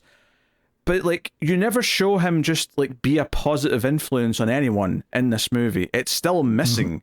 And it's exchanged for all the character drama of the love triangle and him moping after Lois and Lois being conflicted about, oh, Superman's back. I'm pretending I hate him, but actually I still kind of want him. I want his baby. In fact, she already had his baby. I was going to say. And she may or may not remember why she has his baby. And that's its own can of worms of like, you know, like, yes, we know it was consent, sure, but like, she doesn't know it was consent. It may be the only time that there was a roofie after everything has already taken place. Yeah, weird that. So, yeah, I got to go 4 out of 10, which is the same rating I gave Superman 4. But I want to make it clear, I would watch Superman 4 10 times before I watch this again. I think it's way more entertaining. It's just a different kind of bad, and it's a more fun bad. This is just a depressing bad. Now, I think this one might actually be the first time that it's up for debate. Not does this make the cut? We are already pretty clear on that. But where does it fall in the not making the cut? Because the previous 2 movies we had cut from the collection just straight. But the way you're talking, I'm thinking you might make the argument that this is a cut your losses. I mean, I don't know if I'd fight to the death if you feel strongly the other way, but that's the thing is I don't feel strongly. I think this movie like is aged worse than the other ones. Like I think it feels so of its time, and all the mistakes made feel, because it's one thing to have mistakes or like problems because you hired the wrong people or because money was an issue or whatever the reasons were for like what happened to some of the other films, but everything that's wrong with this movie feels like a problem of like what, from a cultural perspective, people were striving for at the time and just not like getting what they should have been doing with Superman. And instead we get this kind of weird like just almost like time capsule of like what a flawed like system tried to do with Superman. And you know, you can say that about some of the later stuff as well with Snyder as well, but like I don't know, there's something like especially like at least with Snyder, like I get angry, like he pisses me off, and I'm not saying that's better even, but this is like just this kind of sad, like depressing, like, oh, this just isn't good, and I just feel no passion for it. So like I'm fine with it just being cut from the collection if you want to put it into cut your losses, like, because I honestly would be like, hey, like, yeah, watch the first 4, but don't watch this one. You don't need this in your life. Yeah, I mean, I can't make the argument for keeping it and just cut from the collection. I think this is something where at least the other ones felt like they had a vision and they had the character on lock. Whether or not it was good, whether or not they kept the quality up, completely separate discussion. But it felt like they understood what made Superman Superman. This one got made, and it feels like it's bordering towards what the Snyder would finish, what he would put the final nail in the coffin of, just not understanding what makes Superman Superman. So I think I'm going to say cut your losses. I think I'm at that point. It's so funny you say that though, because it's also at the same time, as much as it's inching towards everything we don't like about Snyder, like not getting Superman, it's also enslaved to that first movie. So it's in this weird place where it's like too close in some respects, but just completely missing the mark and the things that it gets wrong. It's it's wild. Like it's like watching or reading a movie. Like you have a friend or something who watches the same movie as you, and then they come at you with like oh yeah, it's so weird how that character was clearly like a pedophile or whatever, and you're like, what the hell are you talking about? Like, it's a fully separate misreading of a character, and it's so wildly different that you have no idea how they got there, despite having watched the same movie. It's like, yes, we all watched Superman 1. We all got the same things out of it, but somehow, after watching Superman 1, Bryan Singer came out with this, and I don't get it. I don't know how he got this out of that. Interesting that your mind went to that word to use when you were giving an example there. Also, I will say that from a YouTube advertising perspective, maybe don't just throw that word out unnecessarily. Thank you. Fair enough. But it's interesting your mind went to something like that with this movie. I mean, it's just something that's so... I'm just trying to come up with, like, I was trying to think of some specific character that I can remember it happening with, but like, I've seen people who watch the same movie ostensibly or read the same book, and then they come out with like, oh yeah, that character was the worst, and like, no, but he was the best character. Why do you think he's the worst? And it's just this complete separate reading of the character based off of something that I don't even know what. But Bryan Singer managed to find that here of Superman is this guy who's going to creep outside of people's houses and use his X-ray vision on the inside. Like, no, that's not what he does. Where are you getting that from? Yeah. All right, that's Superman Returns. We get to come back next time and talk about, hopefully, the brand new and good Superman movie. Again, hope being the word there. Hope. But hope is applicable because Superman's all about hope. It's what the symbol in his chest actually means. So we'll hope for the best, and we'll hopefully have a lot of nice things to say next time on the show. Of course, you can support everything over at Patreon. David alluded to the rating segment where we rate the different categories like video, audio, acting, and all that. Plus, we give out a sexual tension award on this particular segment, so that may be a running thing now. So you can get that over on Patreon or via YouTube membership. If you want to support, you can also get us talking about really bad movies every month on Extra Reels, which is a whole exclusive show. We did Steel, for example, for the month of June, which is tangentially Superman related as well. So if that sounds interesting, you can go check out that. July's episode is going to be a little number called Noobs. That's NOOBZ. It's about gamers. And it stars Sabrina Carpenter, which is the only thing that I'll have ever seen her in. Stars. Very big quotes on that one. I'm actually going to have to look up what she looks like so that I know who to look for. Because I don't know what she looks like. I've just heard the name. But, yeah, anyway, go check out all that stuff. Any support is greatly appreciated, whether it's via Patreon, YouTube membership, or even like a one-time super thanks. Anything is a big help. But that is the show. That is Collector's Cut, and we are gearing up for the finale of Superman season. And we have a short season coming up after for The Naked Gun, because there's a new one of those coming out as well. So look forward to that. But thank you for joining us. We always appreciate it. Keep watching movies. And if you can get it, it's always nice to have lots of beachfront property.